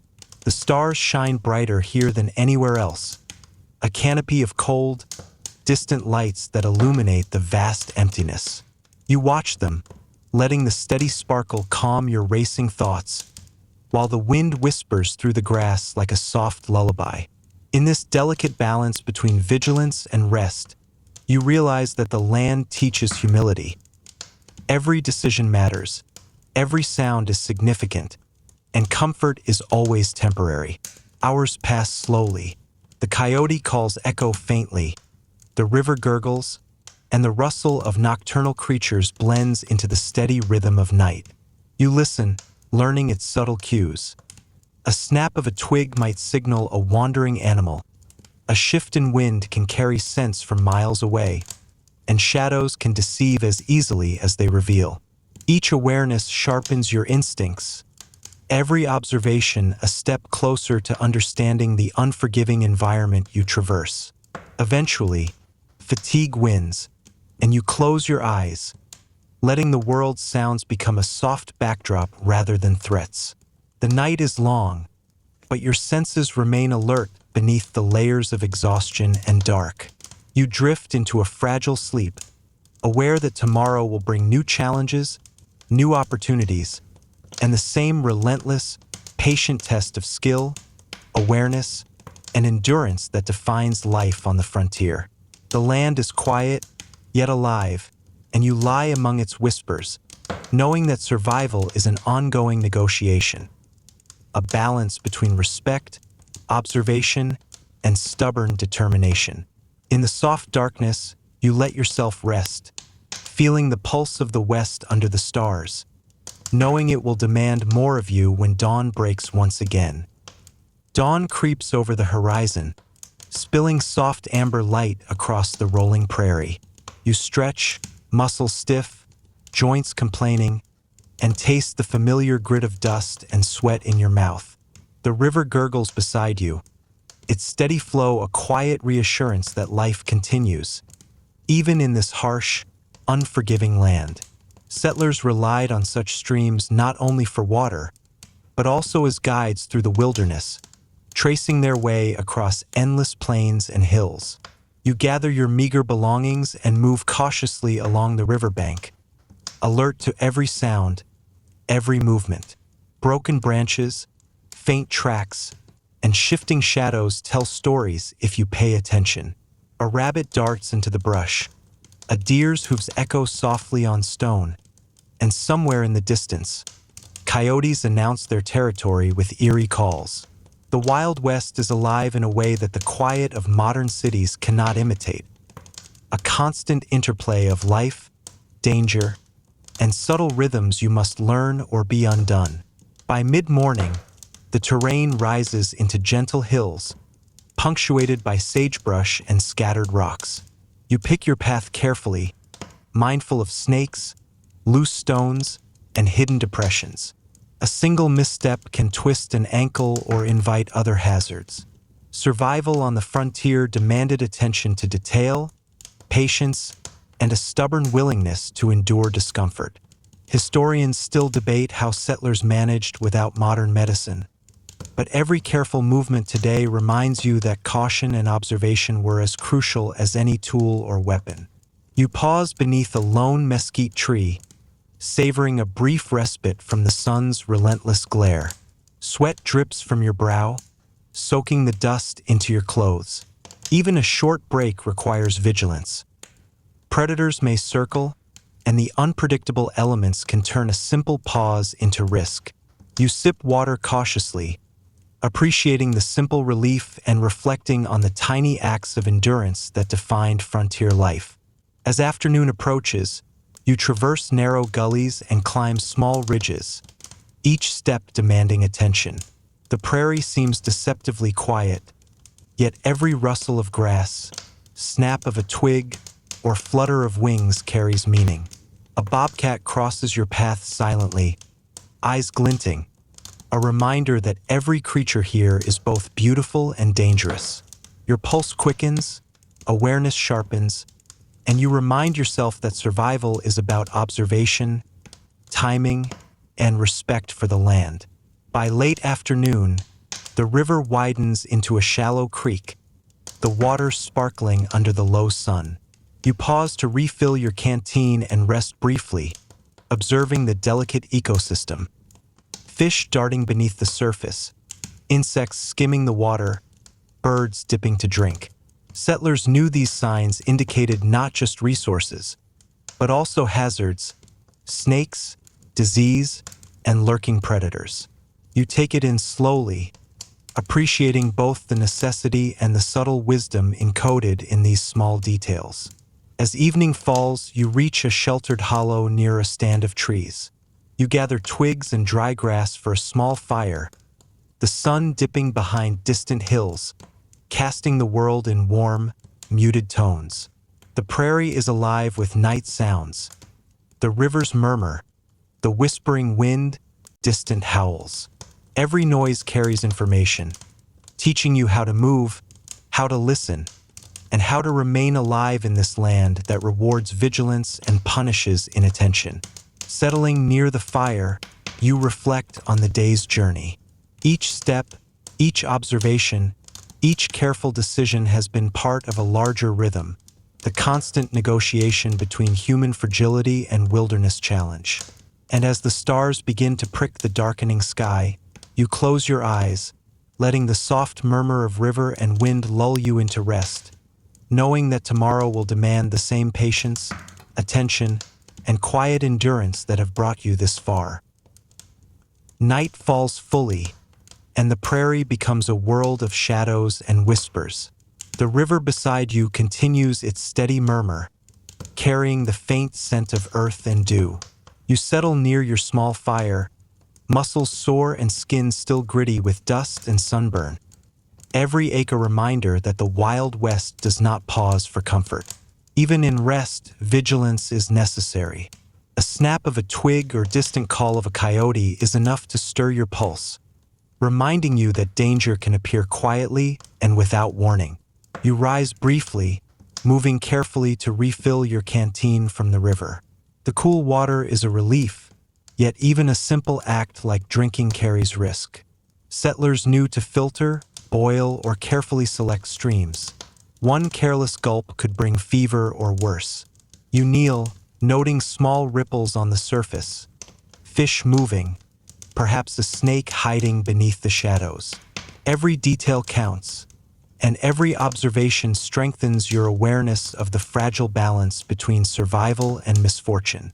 Moving along the riverbank, you notice tracks pressed into the soft soil. Deer, coyote, and faint human footprints that hint at other travelers or settlers. You pause to study them, trying to read the story they tell. How recently someone passed, which direction they took, and what dangers may follow. In this land, understanding these subtle cues often determined life or death. Historians debate how settlers interpreted such signs, but the necessity of observation was indisputable. The night air grows colder, carrying the faint scent of distant smoke and the earthy aroma of the river. You pause under a small mesquite, pulling your coat tighter and listening. The symphony of the West is continuous. The river, the wind, nocturnal creatures, and distant calls, all layered in subtle meaning. Predators move silently, the land shifts constantly, and the tiniest inattention can turn a moment of rest into peril. You lie back, letting the fire's warmth seep into your chilled muscles. Eyes tracing the stars, you think of the settlers who endured these nights, relying on intuition, observation, and endurance. Some survived for months or years. Others disappeared without a trace, swallowed by the land or by mistakes. Life on the frontier demanded humility, patience, and constant awareness, a reality far from modern comforts or predictable routines. Hours pass slowly. The coyote calls echo faintly, the river murmurs, and the soft rustle of the grass becomes a gentle rhythm. You allow yourself to relax gradually, letting the land's natural sounds become a soothing backdrop rather than a source of tension. Every noise, every shadow, every subtle shift carries information, training your senses and sharpening instincts, preparing you for the day to come. Eventually, fatigue overtakes tension. You close your eyes, letting the whispers of wind and river guide you toward rest.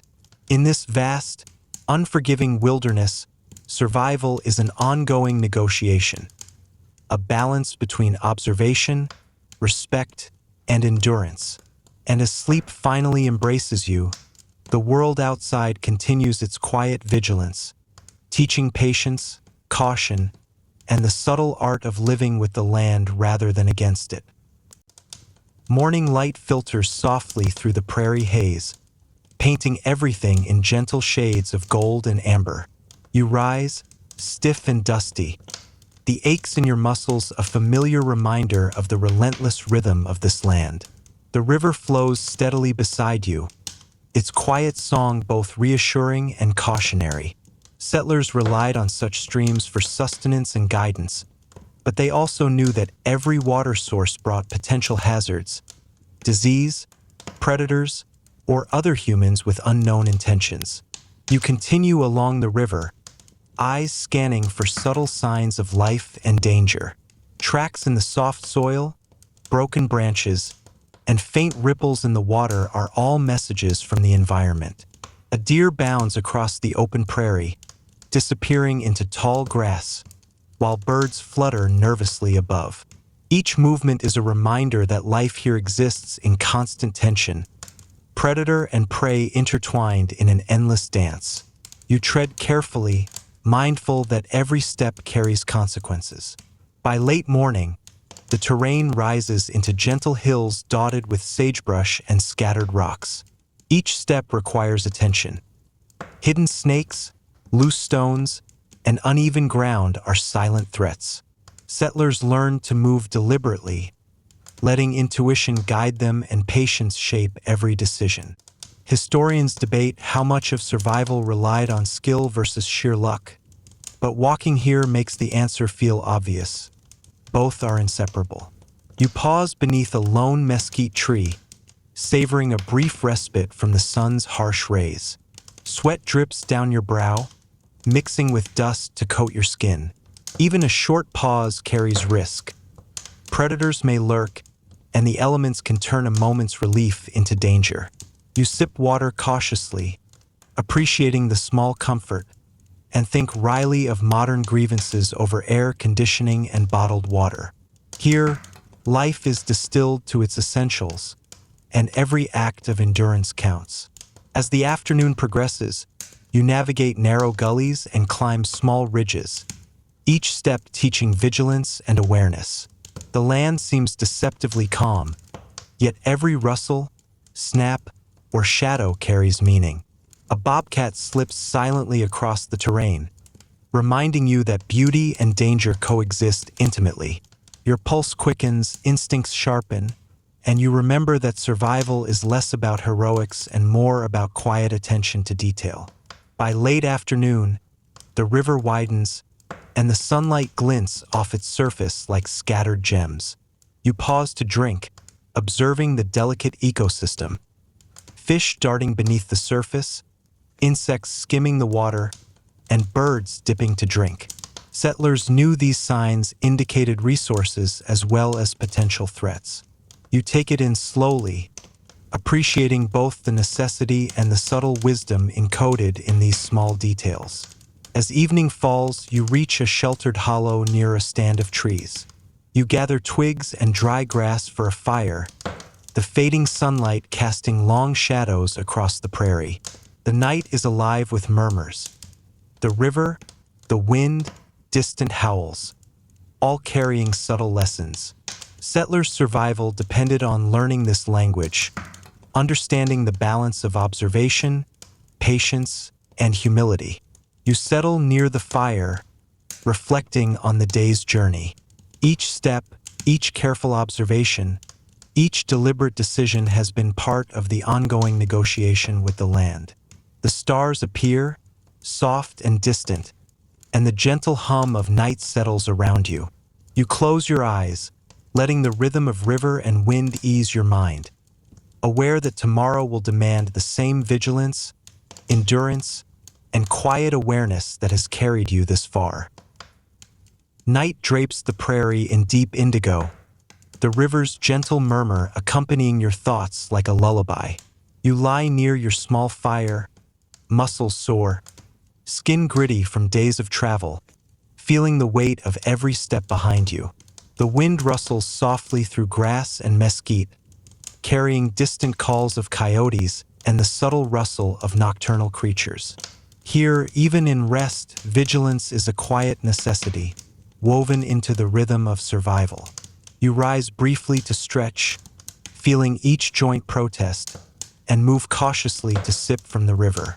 The water is cool, soothing, but even a simple act like drinking carries hidden risks: contamination, snakes, or lurking predators. Settlers knew that every choice, even one as mundane as filling a canteen, demanded awareness. You kneel by the river, watching ripples move with purpose, small fish darting, a reminder that life in the Wild West is both delicate and relentless. The fire crackles faintly, casting dancing shadows on the rocks around you. You reflect on the lessons of the land: patience, observation, humility. Every rustle, every flicker of movement, every scent carried by the wind is information. Settlers developed an intimate knowledge of these subtle cues, and even today, each whisper of the prairie teaches the same lesson. You sip water, chew a piece of dry bread, and feel the small comforts of life in this vast, demanding wilderness.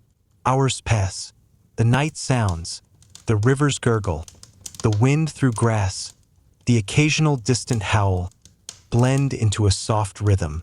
You allow your awareness to soften, letting the environment's natural cadence guide your senses. Predators move silently, the land shifts subtly, and sleep, when it comes, must coexist with instinct.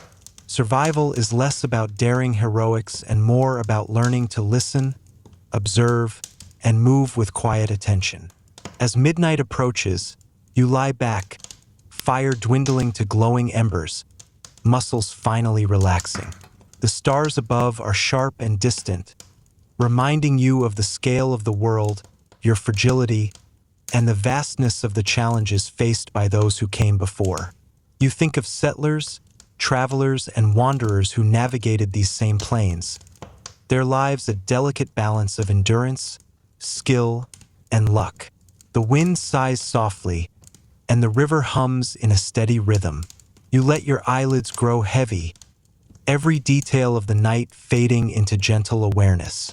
The Wild West is unforgiving, yet in this stillness, it offers a strange, quiet reassurance. Each sound, each shadow, each moment of cautious vigilance has been a step in the ongoing dialogue between you and the land. Your breathing slows, the embers glow faintly, the river murmurs, and the prairie seems to hold its breath with you. You feel the tension of days past ease into the softness of night, letting the world's quiet lessons lull you gently. Slowly, deliberately, your mind and body drift toward rest, the land watching and teaching, ever patient, ever persistent. Now, dim the lights, maybe turn on a fan for that soft background hum, and let the evening settle around you. Listen to the whispers of wind, the river's gentle song, the quiet pulse of the Wild West. Let your senses soften, your body relax, and your mind drift, carried by the land's enduring rhythm. The stars continue their silent vigil. The river keeps flowing, and for tonight, you are part of this vast, patient wilderness. Slowly, your thoughts become whispers, your muscles melt into warmth, and the world outside grows soft, distant, and kind. Morning light arrives slowly, brushing the prairie with soft shades of peach and lavender. You awaken, muscles tight but pliable from the night's rest, dust and grit still clinging stubbornly to your skin. The river beside you hums quietly, its gentle rhythm a reminder that life continues in the West, indifferent to human fatigue or hardship. Settlers depended on such waterways, not only for drinking but as guides through the endless expanse of hills, valleys, and scrub, marking the difference between navigation and wandering lost. You rise carefully, stretching and letting your eyes adjust to the soft glow. Every sound, the rustle of grass, the distant call of a coyote, the gurgle of water over rocks, is both comforting and a signal to remain alert. Even in apparent peace, the land communicates lessons on vigilance, patience, and humility. Settlers had to tune themselves to these subtle cues, or risk being caught off guard by predators, weather, or the unforgiving terrain itself. Following the river downstream, you notice tracks pressed into the soft soil. Deer, coyote, perhaps the faint outline of human footprints left by another traveler. You study them, understanding that every mark tells a story, offering clues about movement, potential threats, and sources of water or food. Observing and interpreting these signs is as vital as having food or a weapon. Historians debate how much settlers could rely on intuition versus experience, but every step here convinces you that both were essential. By mid-morning, the landscape rises into gentle hills dotted with sagebrush, stones, and occasional clusters of wildflowers. You navigate with care, avoiding loose rocks and keeping watch for snakes or hidden holes. Each footstep is deliberate, every movement calculated. Survival is not about speed or brute force. It's about awareness, patience, and respect for the subtle, constant lessons of the land. You pause beneath a solitary mesquite for a brief respite, savoring the shade and the soft breeze. Sweat beads on your brow, dust clings to your skin, and the sun warms your back. Even these small comforts require caution. Predators may lurk, and the terrain can shift unexpectedly. Drinking from your canteen, you think wryly of modern inconveniences like climate control, appreciating how the West reduces life to essentials: water, warmth, movement, and vigilance.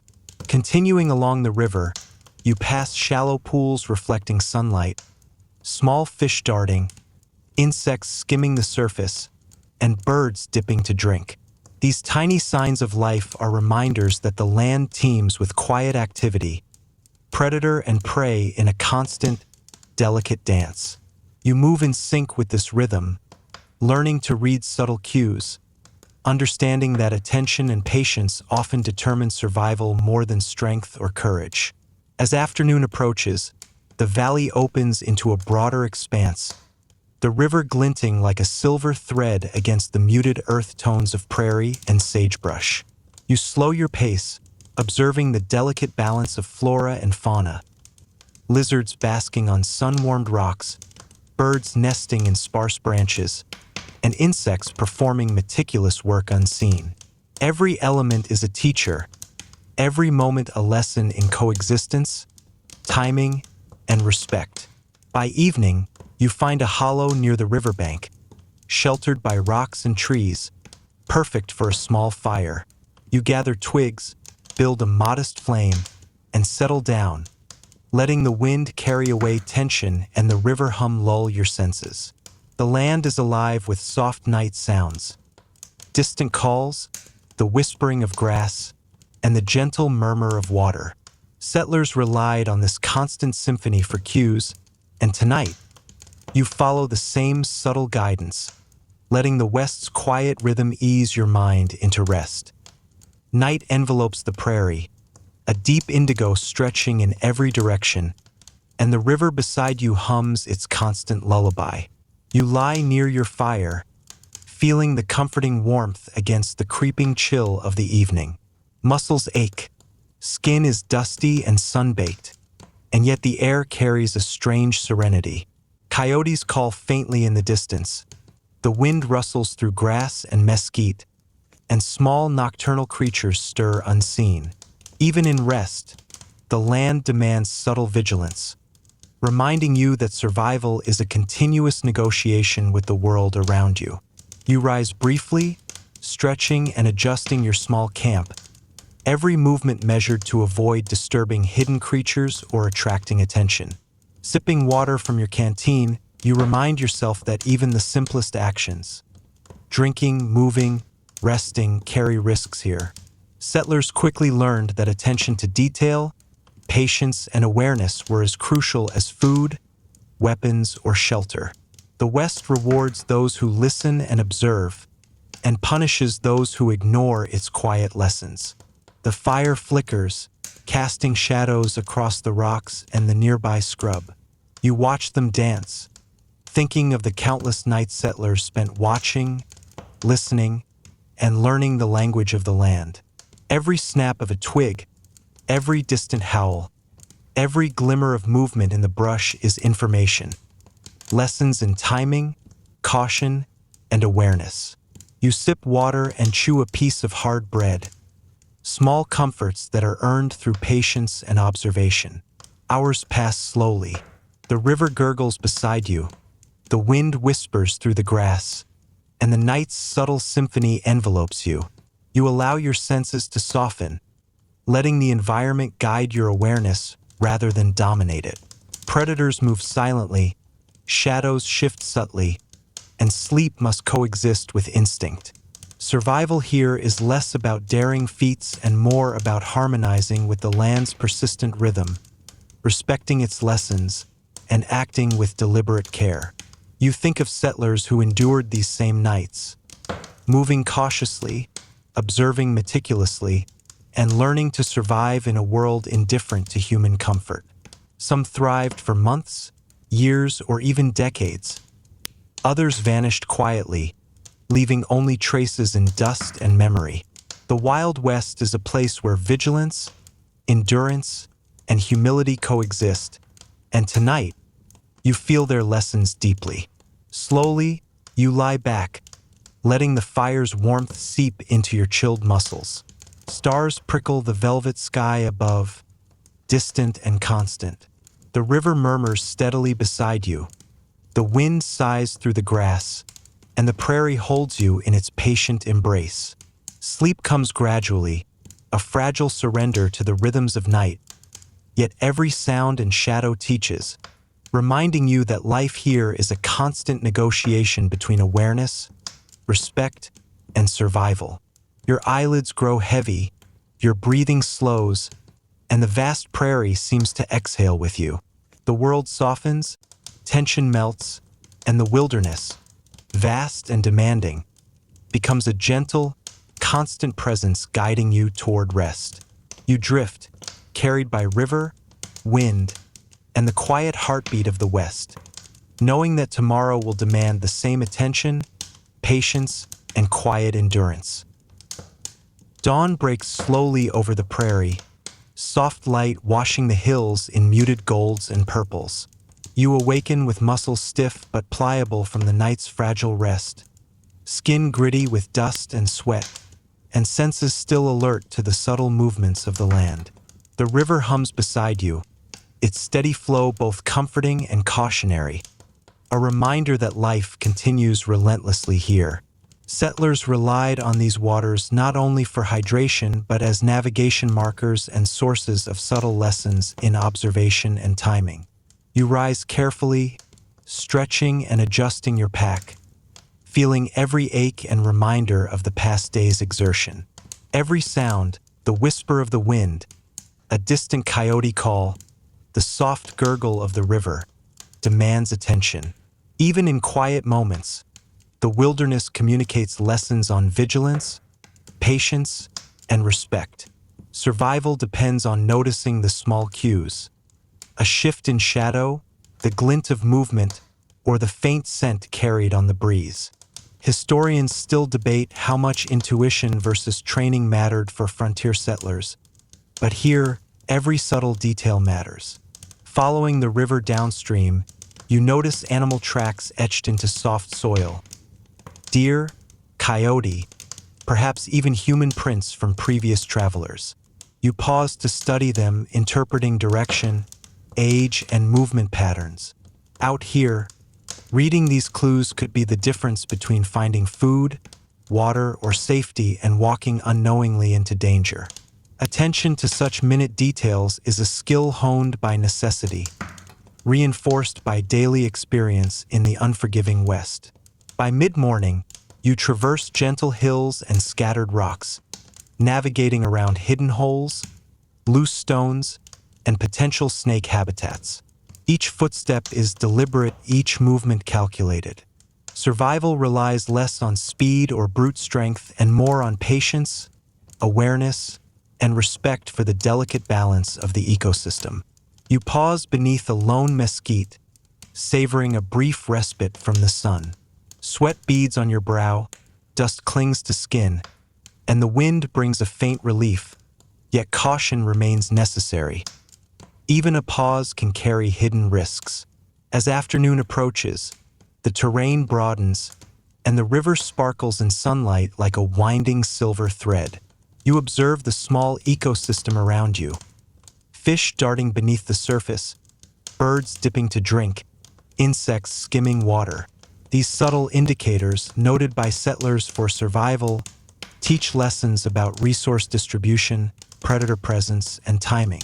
Life in the West is a constant negotiation with the environment, and even beauty carries an edge of danger. By evening, you find shelter in a small hollow, partially shielded by rocks and trees.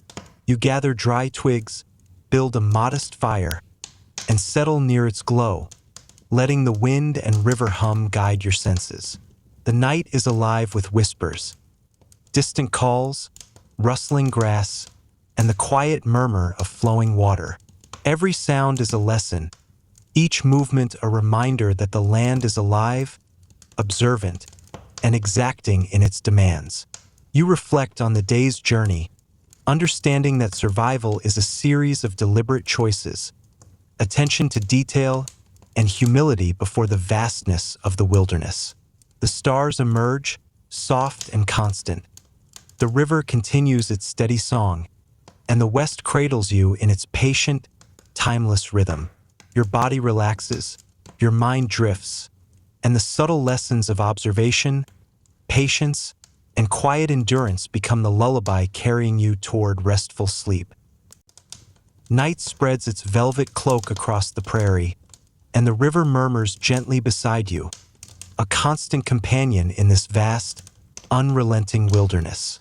You settle near your small fire, muscles aching, skin still gritty from dust and sun, feeling the familiar tension between rest and vigilance. Coyotes call faintly in the distance, the wind rustles softly through the grass, and the faint stirring of nocturnal creatures reminds you that even in darkness, the land is alive, observant, and patient. You rise briefly to stretch and sip from your canteen, mindful that even simple actions carry risk. Settlers quickly learned that every choice, from drinking water to shifting camp, required awareness and care. The West rewards those who observe, listen, and move deliberately, and punishes those who ignore its subtle lessons. You kneel by the river, noting ripples that betray the movement of fish or perhaps something hidden beneath the surface, small but crucial signs in the delicate balance of survival. The fire flickers, casting long shadows across rocks and scrub. You reflect on the countless nights settlers endured, listening, observing, and learning from the quiet rhythms of the land. Every snap of a twig, every distant howl, every shift in shadow holds meaning, teaching timing, patience, and vigilance. You chew a piece of dry bread, sip water, and appreciate the small comforts that are earned through observation and endurance. Hours pass. The night sounds, the river's gentle gurgle, the whispering wind, the soft rustle of grass, become a lullaby, a rhythm to guide your awareness rather than dominate it. Predators move silently, shadows shift subtly, and sleep must coexist with instinct. Survival here is a delicate balance, less about heroic acts and more about harmonizing with the land's persistent, patient rhythm. You think of settlers who walked these plains, relying on intuition, skill, and careful attention to the small details that determined life or death. Some survived for months or years, others disappeared into dust and memory. The West is unforgiving, yet in its quiet patience, it offers lessons in humility, endurance, and respect. Tonight, you feel those lessons deeply, sensing the delicate balance between vigilance and rest. Slowly, you lie back, letting the embers' warmth seep into chilled muscles. The stars prick the dark sky, distant and constant, while the river murmurs a steady song. The prairie seems to breathe with you, holding you gently, teaching that survival is a continuous dialogue. Observation, respect, and quiet endurance.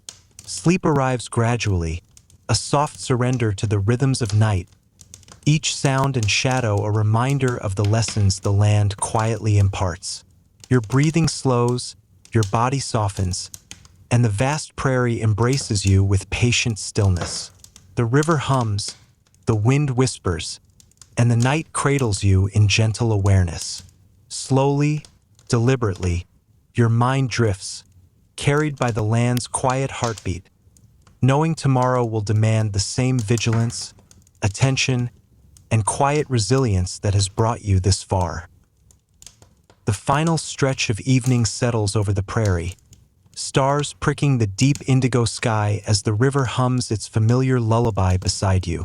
You lie near the dying embers of your fire, muscles relaxed into the soft earth, dust and sweat finally giving way to calm.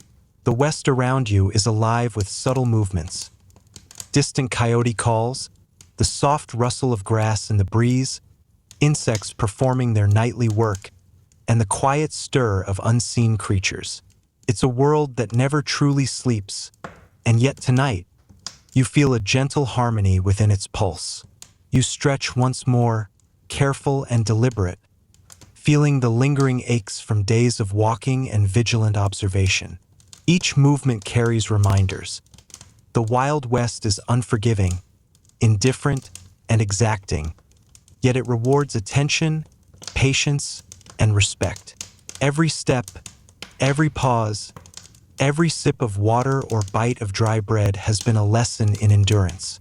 Settlers who navigated these lands learned through constant observation, subtle cues, and the quiet art of pacing themselves against a world that rarely paused. The fire flickers low, shadows dancing on rocks and sagebrush.